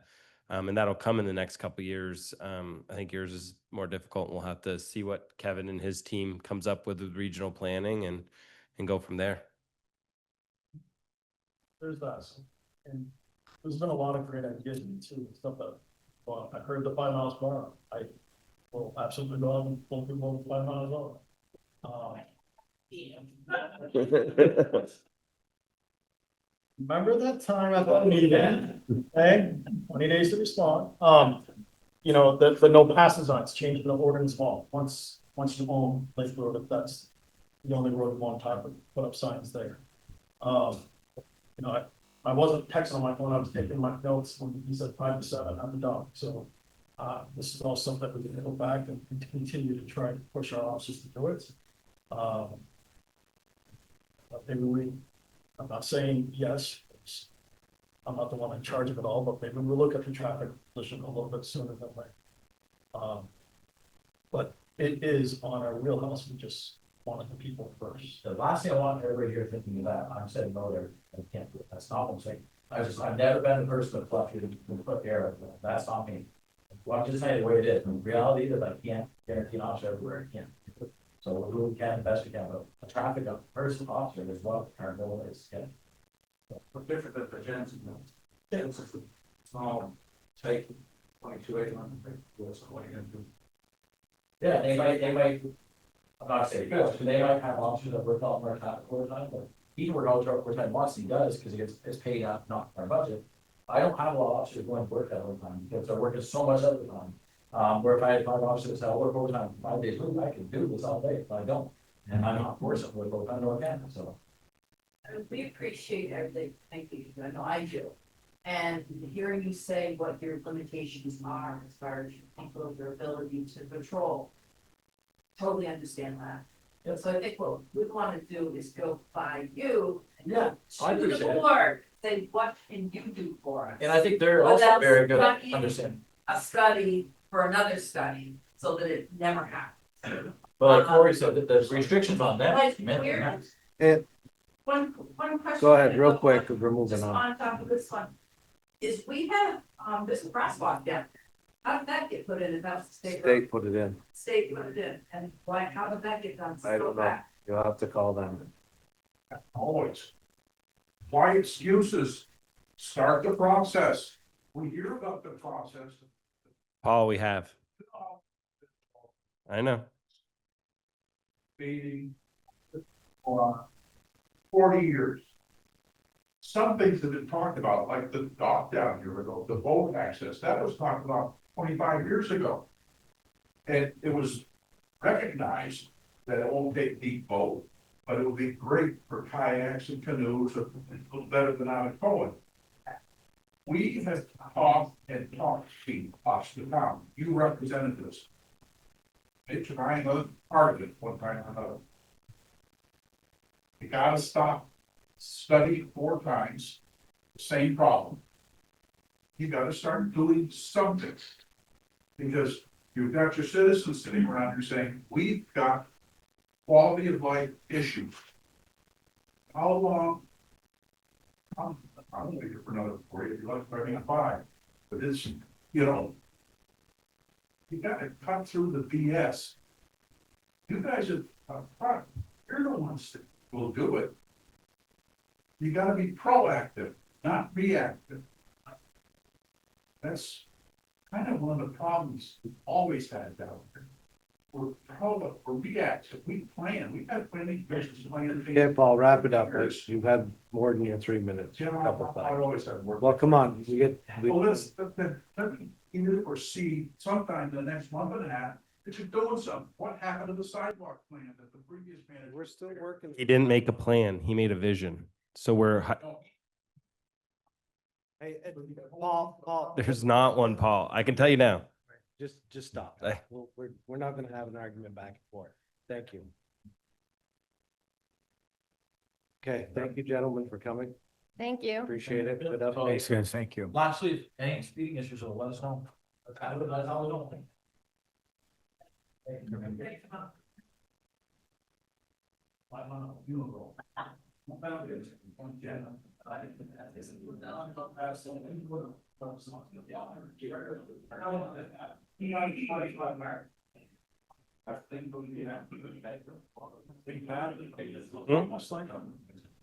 Yeah. Tim, come on up, Mr. Mayor. Thank you. Have a good night, Diane.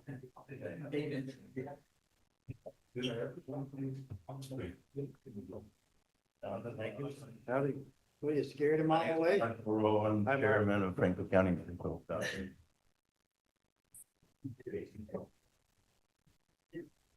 You really know how to clear a room. What's that? You really know how to clear a room. Yeah. Is that good or bad? Yeah. Mitch, I thought you came from me. Took too long now. What do you got, industrial park going on? Yeah. You wouldn't want to say it, yeah. Well, I don't know. He just went through that. Oh, I did. Go ahead, start. All right, thank you for having us. Tim Smith, Director of Franklin County Industrial Development, with three of our board members. Leanne Burkham's coming through the door. You all know Mark LaRoe, I believe, who's the chair, and Carl Rosenquist is on the board as well. Corey sent me an email to come down and talk about economic development again. We can get into a bunch of stuff, but in short, not much going on. You can attribute that to probably four things. The relationship with the Canadians, tariffs, construction costs, and high interest. We've lost a number of opportunities due to construction costs and high interest rates. I know that I think the industrial park is on a lot of people's minds. A lot of people feel I think, tell me if I'm wrong, feels like it hasn't moved forward as fast as it should. And if that is in fact the case, and I'd like to do a little bit of a presentation on that, so it brings everyone up to speed on what has been happening. Is that something you want to hear, John? Yeah. Sure. Take it. Good. I got a packet for each of you. Be discouraged by it. Pretty thick.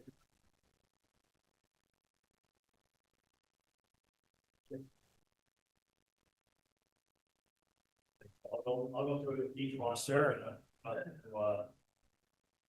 Take up all your time, but the cover page, if you will, is Jack, if you remember, that's an agreement, and it's not, this was not signed. I didn't dig into finding all the signed ones, but I did have the ones that were pretty well, it's the same thing basically, but if anyone questions it and wants to see the signed copy, I can pull that out. For those who don't know, Franklin County Industrial Development is made up of myself, one administrative assistant, we're both full-time, and then two part-time employees who work 16 hours a week. What you have before you on the top page is an agreement that was made back in 2009, I think, or maybe earlier. And basically I outlined or highlighted two items for the town. The town would agree to make reasonable efforts to secure funding for any state and federal sources, which funds in turn would be made available for SIDC for financing the construction and infrastructure. And then 6 is when in place would assist with marketing, would utilize local, state, and federal programs to assist. So that's, there's some other items in the fairly straightforward, which you can read. The next one is the property taxes we pay to the town. Keep in mind, this is based on a legislation that was created back late, maybe early 90s relative to VITA funding. So if there's VITA funding and the property, whether it's a building or land, is not occupied or developed, we are responsible for paying only the municipal portion of the taxes. So that's the next item I would share with you is the appraisal. Once again, almost 10 years old, but the appraisal for that property is came in at $4,150,000. I would say 9 years later, it's significantly higher than that now, but it gives you an indication of what was there. Where we are now, the next page is the estimate from 2 years ago with Cross Consulting. We had this done in hopes of selling two parcels of land, and we'd be able to finish off the industrial park. So laying, sidewalks, more pavement, curbs, etc. So that's what the estimate was 2 years ago to finish the park. The next one is It gives an overview of what we've have into the park. So industrial park loans, total 3,000 or 3,524,000. We received grants totaling 833,000. And with those, we're still not done the park. And meanwhile, while we're working on the industrial park, getting grants and loans, we also, and this is over the last 25 years since I've been in the position, we also had $16 million in loans for the Peerless property. We bought land, we expanded 3 or 4 different times. So that's going on in the park. I understand it's not the expansion, but it gives you an indication of what was happening within the main park as well. The next page is all of the FCIDC loans that we have had through VITA over the last 25 years. We had a large project with Vermont Precision Tools in Swanton. Obviously, we have Peerless, the industrial park, and the most recent one is with Leader Evaporator in Swanton. The next page is shows you what we have in engineering costs, and this is with Cross Consulting. Significant amount over the 25 years of what it's taken to get to where we are today. I would then lead in with these are projects that we have had that have fallen through for a variety of reasons. The first one was Pioneer Cold. It's a company out of Chicopee, Mass. They were looking at putting in an $85,000 freezer space or cooler space in the park. That fell through because the individual who we were dealing with was overruled by his father. They're both on the board of Pioneer, and his father was not ready to make the jump. Next one is a lease agreement that we had with a company called Gravel. We were going to build them 16,000 square feet. We got a grant for it. We invested 50,000, and they backed out because they were unwilling to pay their portion of the project. The other one I think is very interesting, and I've highlighted what you need to know, which is a developer out of Burlington. I won't state names, but came and this is an offer sheet where they wanted to buy lots 6, 8, and 9, and then also lot 7, which is the retention pond, but they could use a portion of it for parking. And the reason this one did not go through is one of the prime individuals was diagnosed with cancer, so they backed it and they changed their plans. Instead of developing more, they actually chose to sell off some of their properties. The next one I highlighted, as you can see, and the second one, they were looking at buying lots 3 and 4, and this is, we've engaged with this individual multiple times. They were looking at lot 9 as well. But this one here, if you look at the second paragraph, the reason for backing out, project costs coupled with financing interest rates and dropout of potential tenants make going forward untenable at this time. He hopes to get back to us. And attached to that sheet is his offer sheet on lot 9 that he chose not to move forward as well. Lot 2, 1B, this was one that we worked with another individual that fell through, but now we looked at the parcel and we worked with both Cross Consulting and Connor Contracting about what it would take to put up a 15,000 square foot spec building. And I probably didn't have to give you all of the Connor paperwork, but I did. They broke it all out as to what the costs are. Just to put the shell up, no slab, no finishes, no utilities inside the building, we were at $140 a square foot. So that totaled $2 million just to get a shell up. Permitting was all in place. So that in itself, if it was dependent on us selling the land that I shared with you earlier. Last 2 things you have is what's happened. You have one of your lister cards for Purpose Energy, generates $1 million on your grand list. And then I want to point out, Peerless Clothing is up to 11 million on that as well. And I get that your CLA is low and that both of those will probably be changing over time.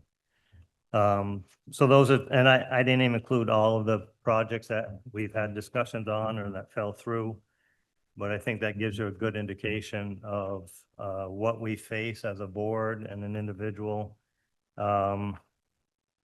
relative to activity within the industrial park.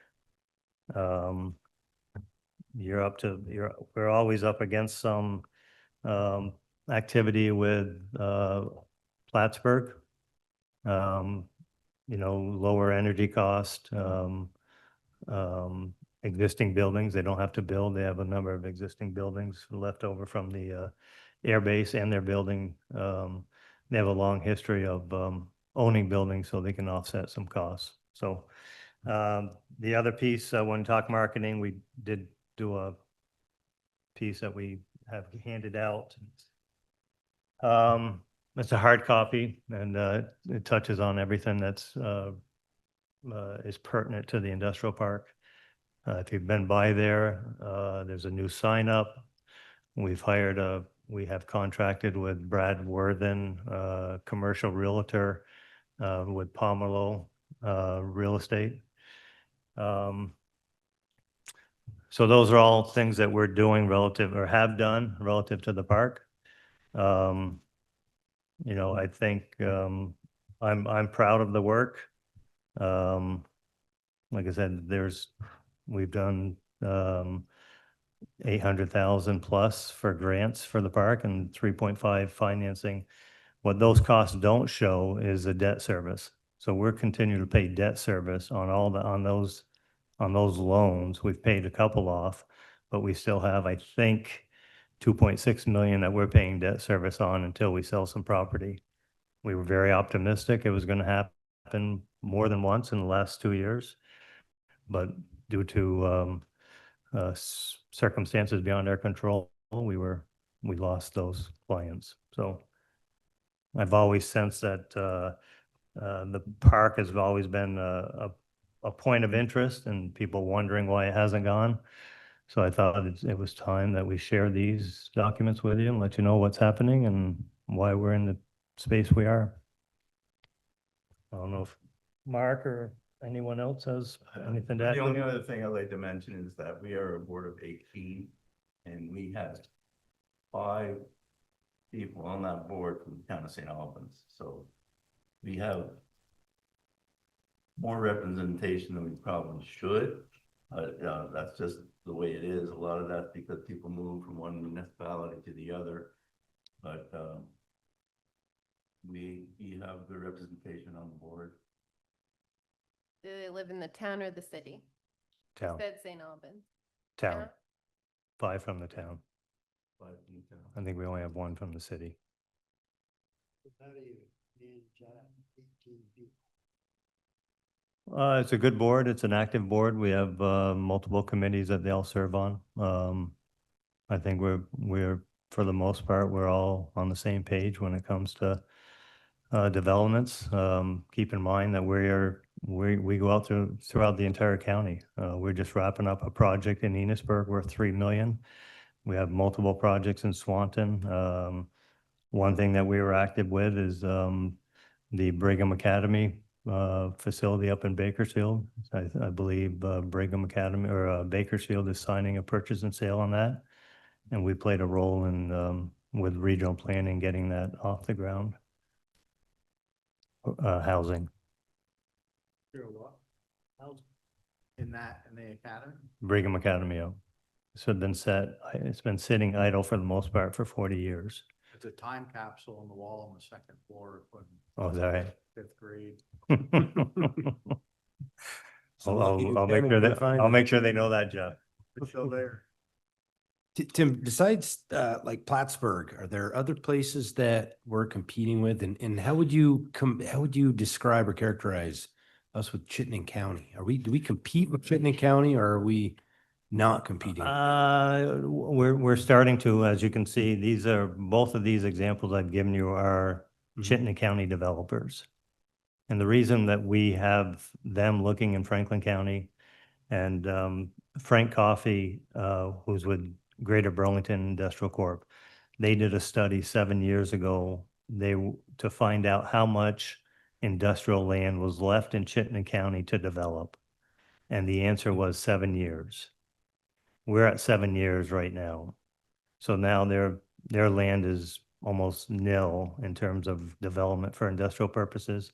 So they are starting to, so the competition, we're still competing, but now we've got a leg up in that we have more properties with the proper infrastructure ready to, and that's, showing you the two that fell through, prominent developers, and they're looking to Franklin County.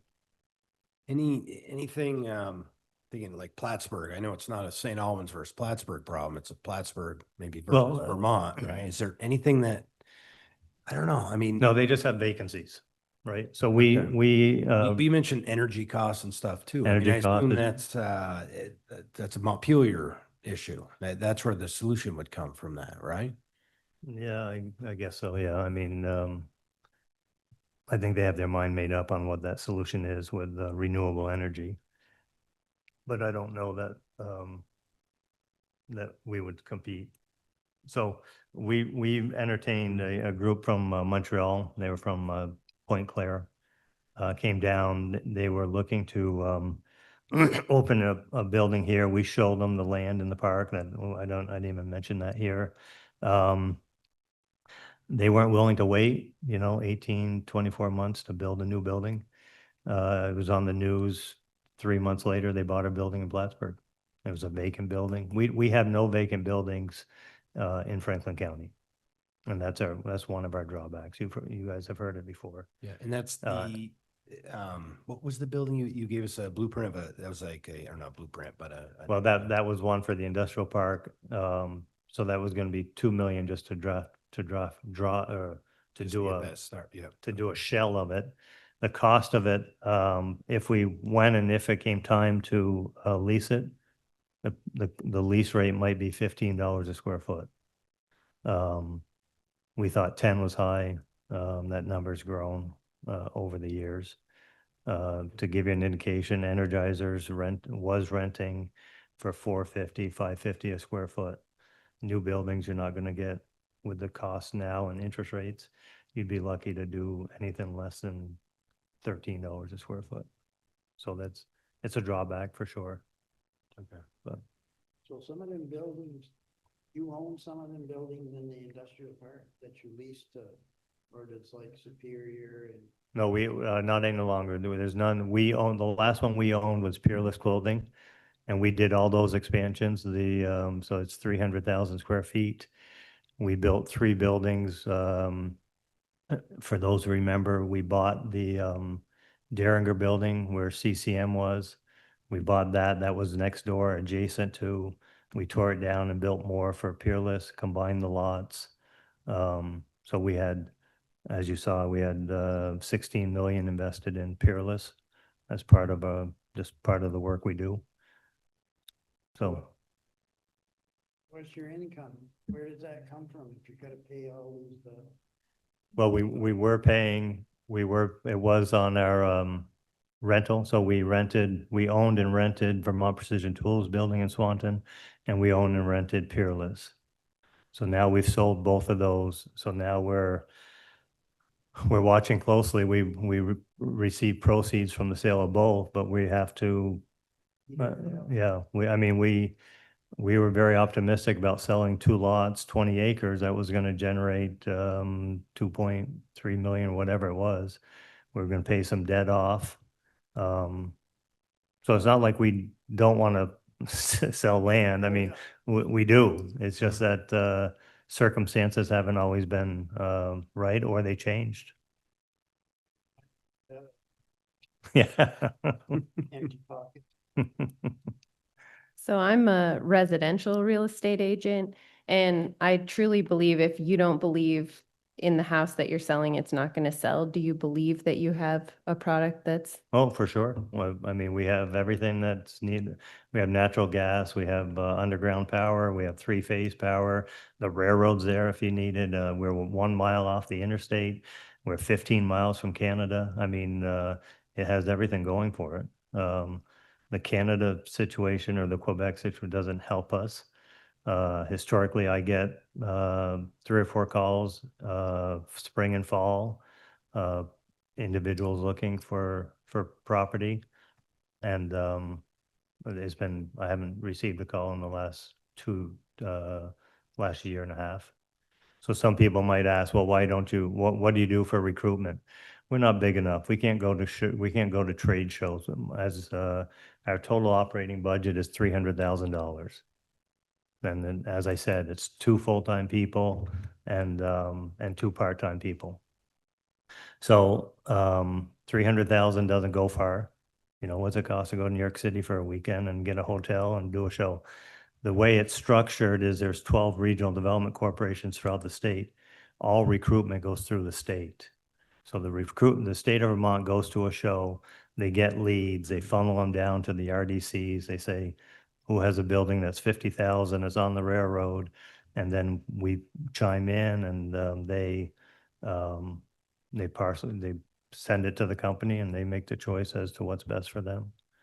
But we don't have time, we don't have money, we don't have the manpower to go out and do recruitment or shows.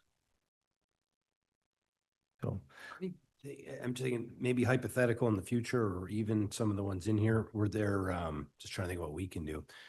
Were there any of those deals in there, or any that you could hypothetically think of? Not that that's easy to do, but where the town could help somehow? well, we still have 1.5 million to finish the park. Putting roads in, sidewalks, a sidewalk grant. We did that 1 year when Carrie was here, but there was no activity. So part of Act 250 is you have to have sidewalks on every new development. That's in the budget. I think it's $225,000.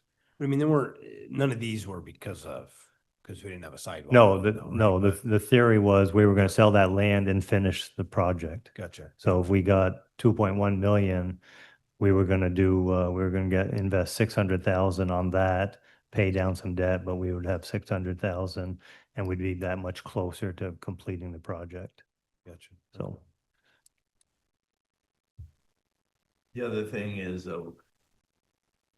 for us to borrow money from VITA, we have to have a lease that we can present, and we can't get anybody that wants to enter into a lease on a building, number one, that's gonna take 2 years to build.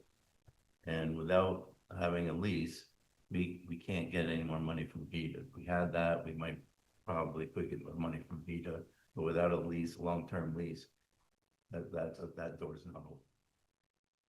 and we wouldn't want to take more loans to finish the park because we don't have the resources to pay that debt off. VITA, just so people know, VITA was great 10, 15 years ago.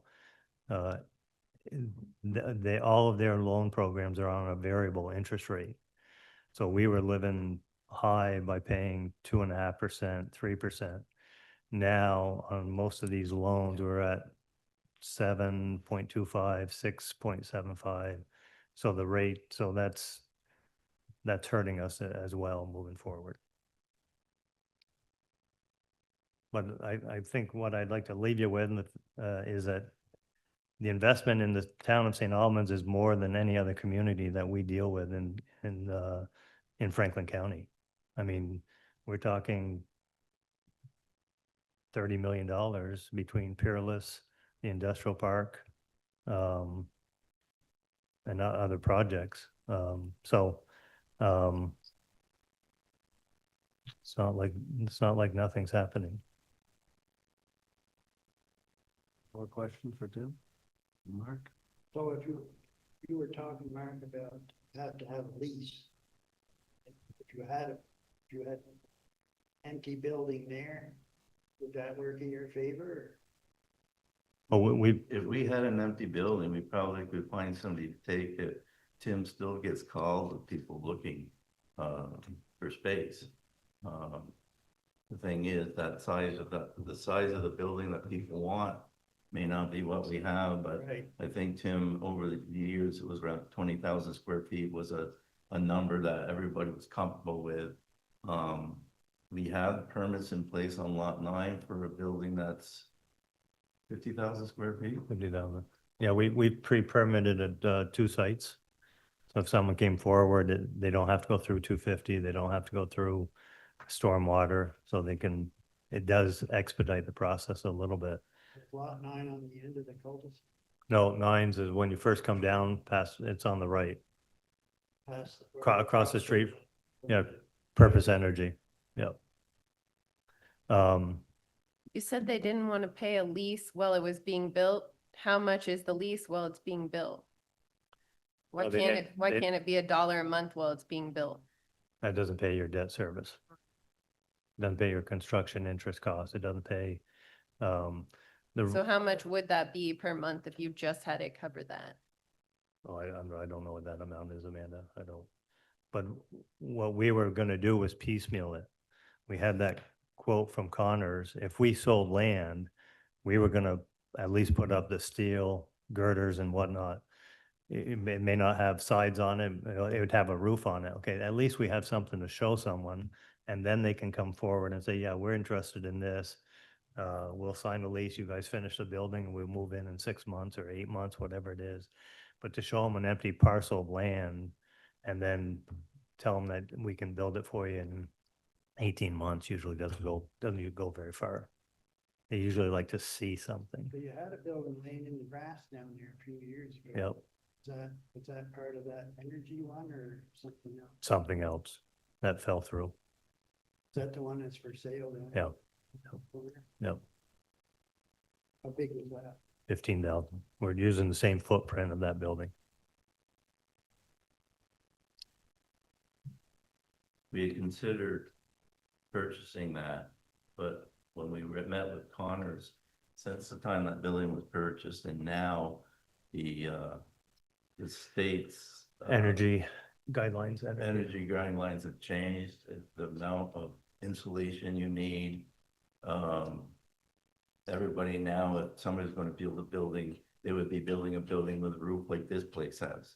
They wouldn't be doing the ones with the batten, which was always something that you would see in an industrial building because they need to get the R value basically same as this building when they built this.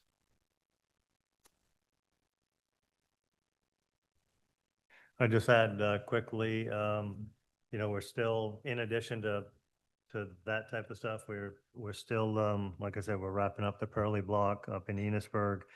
We received a GROW grant from the state of Vermont, which helps to recruit employees to the area. We have an apprenticeship day. We're working with Higher Ability in Swanton to sort of expose high school kids to apprenticeship. So if they choose not to go on to high school, they know what's out there. We're doing a tech discovery day in November up at the complex. And then we've done a number of workforce tours for high school kids, BFA, MBU, Fairfax, Enosburg, and Richford, to get them into the places. So if they choose not to go on to college, they have a better understanding about what's available here. So we're focused on workforce, mainly. A lot of that came about after or during COVID. Companies were all looking for help. It's better now, but if we can educate high school kids that want to stay nearby, and a number of them have, Vermont Precision hires kids from MVU quite often. Barry Caliboy, I believe, has hired, Ben and Jerry's has as well. So we just need to educate them about what's available. Questions? Can I ask one? Tim, what do you think the odds are we'll ever recruit someone if we don't pre-build a building? If it sounds like it takes 2 years to get a building up, that's tough planning for any business you don't know what loans after construction are locked in. It's just a long time. Well, good question. I think it's not gonna be a small business. It's gonna be someone who has the wherewithal to build a $20 million building and think nothing of it. I would say it's 50-50. I mean, What's, could we help with that?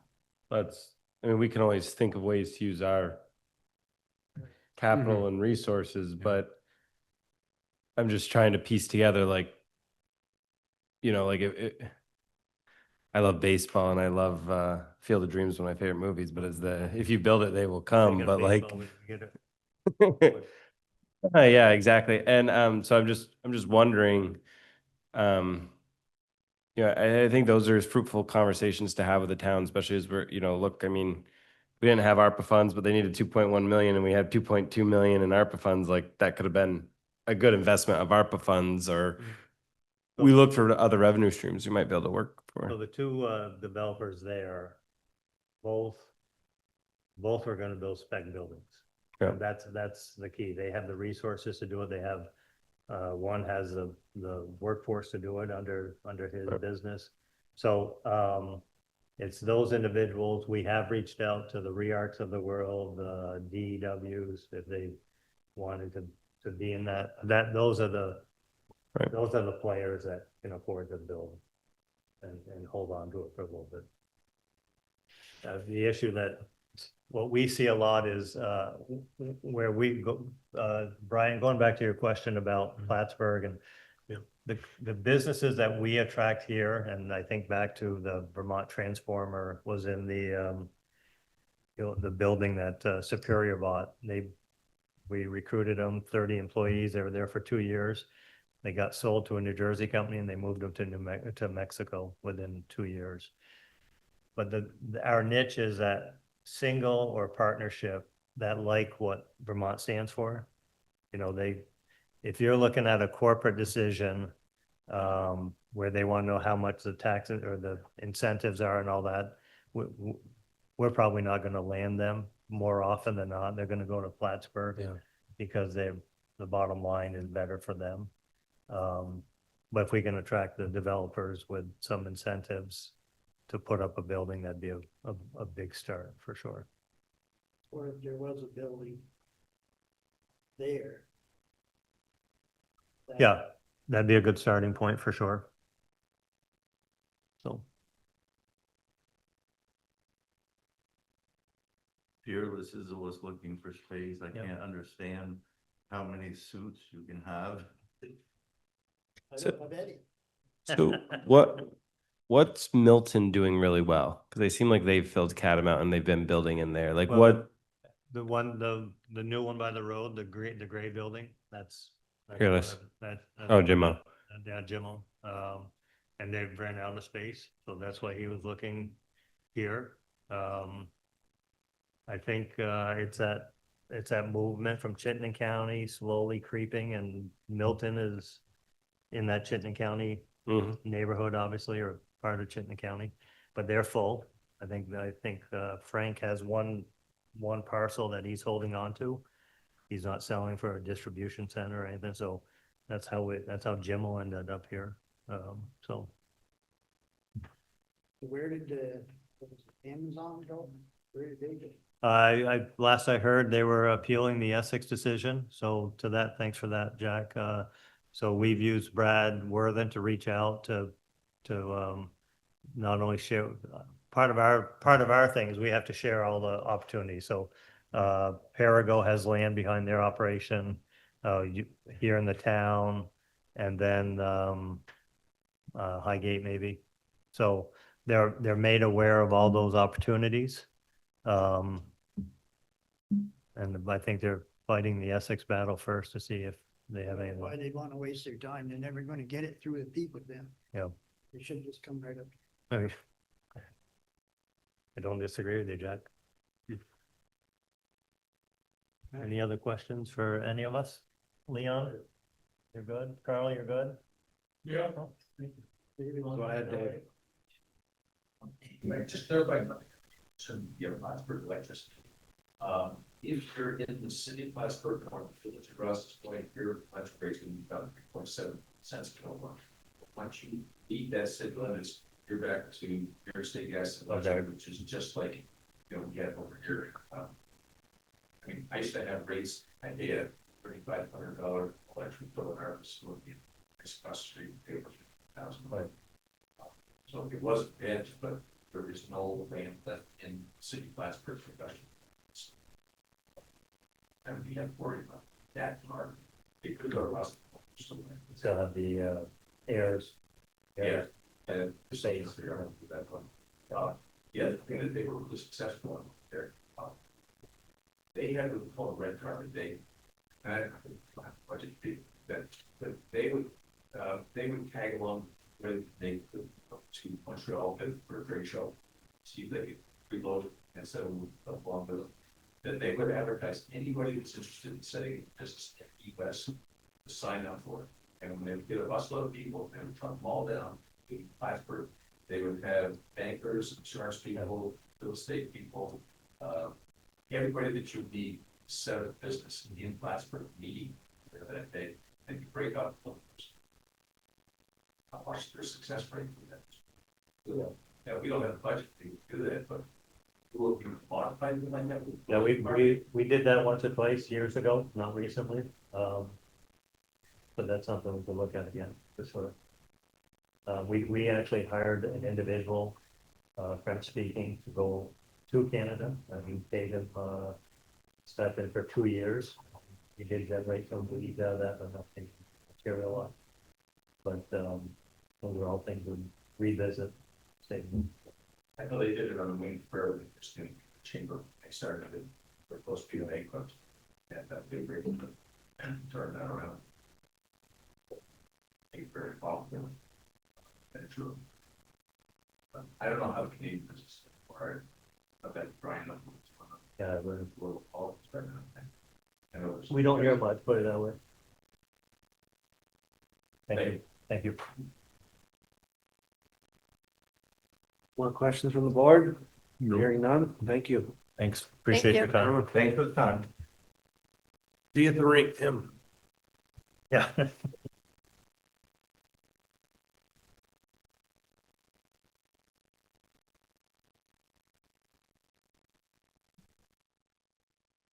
Okay, town managers report.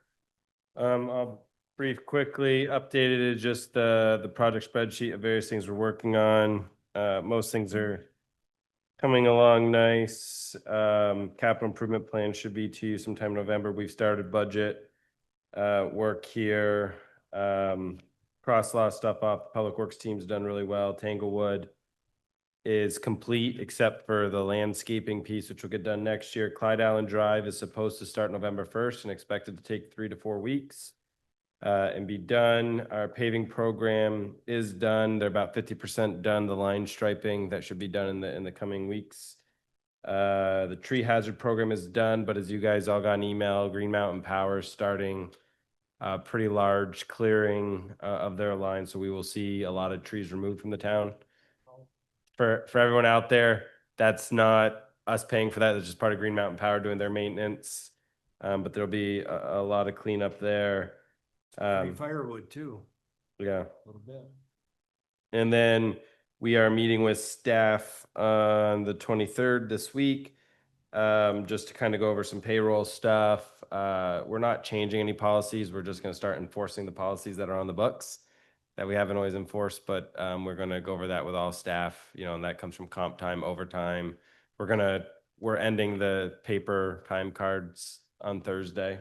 It's coming to an end. Everything's going to go through our electronic record there, Bamboo HR. So that's kind of project stuff. Like I said, FY27 budget update. I'm meeting one-on-one with department heads on Friday. I've drafted up my initial budgetary thoughts on the areas the town manager oversees. You're going to see some organizational changes just on where we place things there. I've gone over our various accounts and how we're going to consolidate some of those to make more sense and to move on there. So we'll be ready for when we meet in early November. We should have a a draft budget. We'll have the department heads ready to spend a half hour with each of you in that first meeting to go over what they're thinking from their budget lines, and then we'll kind of get your thoughts there and keep iterating until we get close. I think the hard part, not knowing, I know November 5th, we're gonna be meeting with the city and the police department. That's a big driver in our cost. Right now it's 2.8 something million dollars or 2.7 something million dollars. I expect that to go up. And then, you know, our cost drivers, you know, I haven't seen other folks, but I think I'm able to keep things pretty flat on the various areas that I'm working on. So, two items. We are applying for a Lake Champlain grant. It's for the stormwater project, the East-West Basin, up on the access road. Basically, we apply. They don't, and Kevin can speak to this if I misinterpret it, but it's not a set amount. It's $50,000 to $200,000 is what we're eligible for. They tell us the amount if we get it, what they're going to give us. Yeah, so we're applying for like that tranche. So we might get nothing. We might get 50,000. We could get 200,000, but we have to apply, and it's a project we're hoping to build next year. That if we have to go on our own, we probably can, but we'd rather pull down grant money to do it anyway. So our view is any dollar amount we get is better than not getting any. So Kevin, I don't know if you want to add to that at all.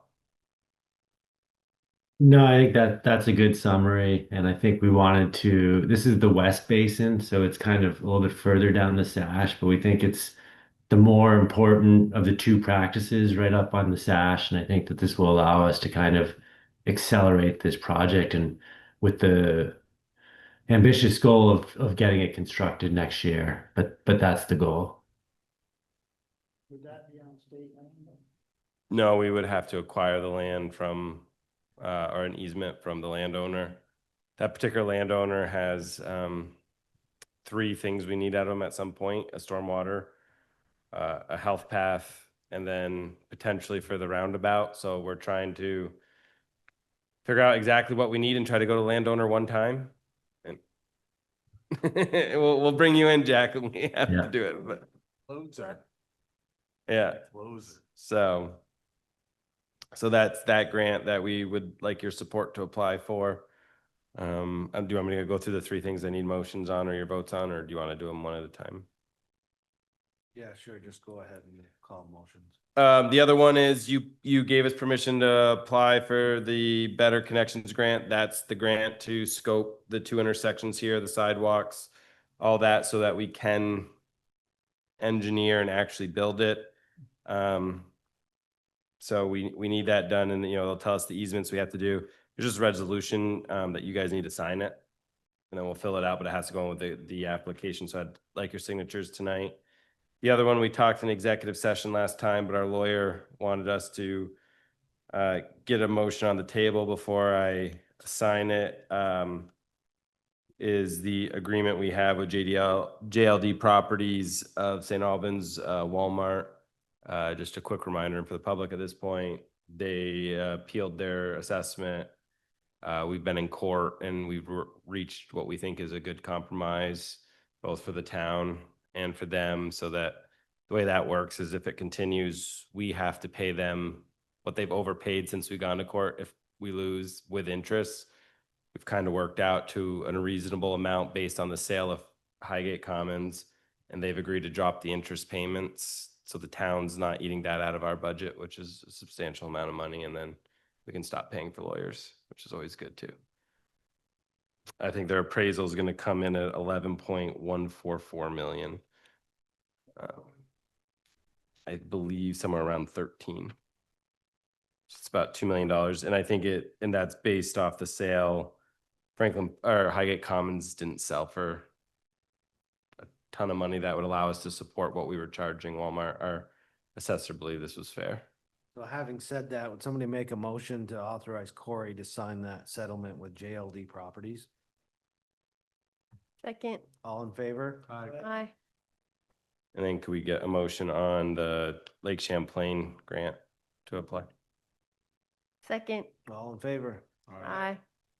And then I don't know if you guys need a motion to sign this, you might, but if we passed it last meeting, but if you want to just, it's the resolution for the Better Connections Grant. If somebody wants to make a motion to pass the Better Connection Grant resolution for the town of St. Albans. So moved. Second. All in favor? Aye. That's all I have for you this evening. Thank you very much. Okay. Other business? I have a comment, a general comment. Been thinking a little bit about this as I've been working. There was a post on social media, and I just want to remind folks that serve on boards in the town or commissions or that what's said and done in public affects all of us. And maybe that's the intent, maybe it's not the intent, but it reflects on the entirety of the town government. And so I would just ask that people use decorum and tact when they're presenting their views publicly about things that the town is doing and the things that they're involved in the town. And so I guess that's my comment, is that I would like us all to do that because it reflects on all of us. That's all I have. Thank you. Anybody else, other business? Hearing none, the next select board meeting will be Monday, November 3rd, and I'm going to leave. Perfect, good luck.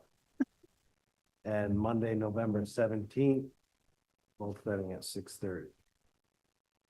Having said that, would someone like to make a motion to go into executive session to discuss a personnel matter where premature general public knowledge of the subject matter place a town or persons involved at a substantial disadvantage? Further move to enter into executive session to discuss a personnel matter of the provisions of Title 1313A1 of the Vermont statutes and to invite the interim town manager. Second. All in favor? Aye. Aye. Thank you. Recording stopped.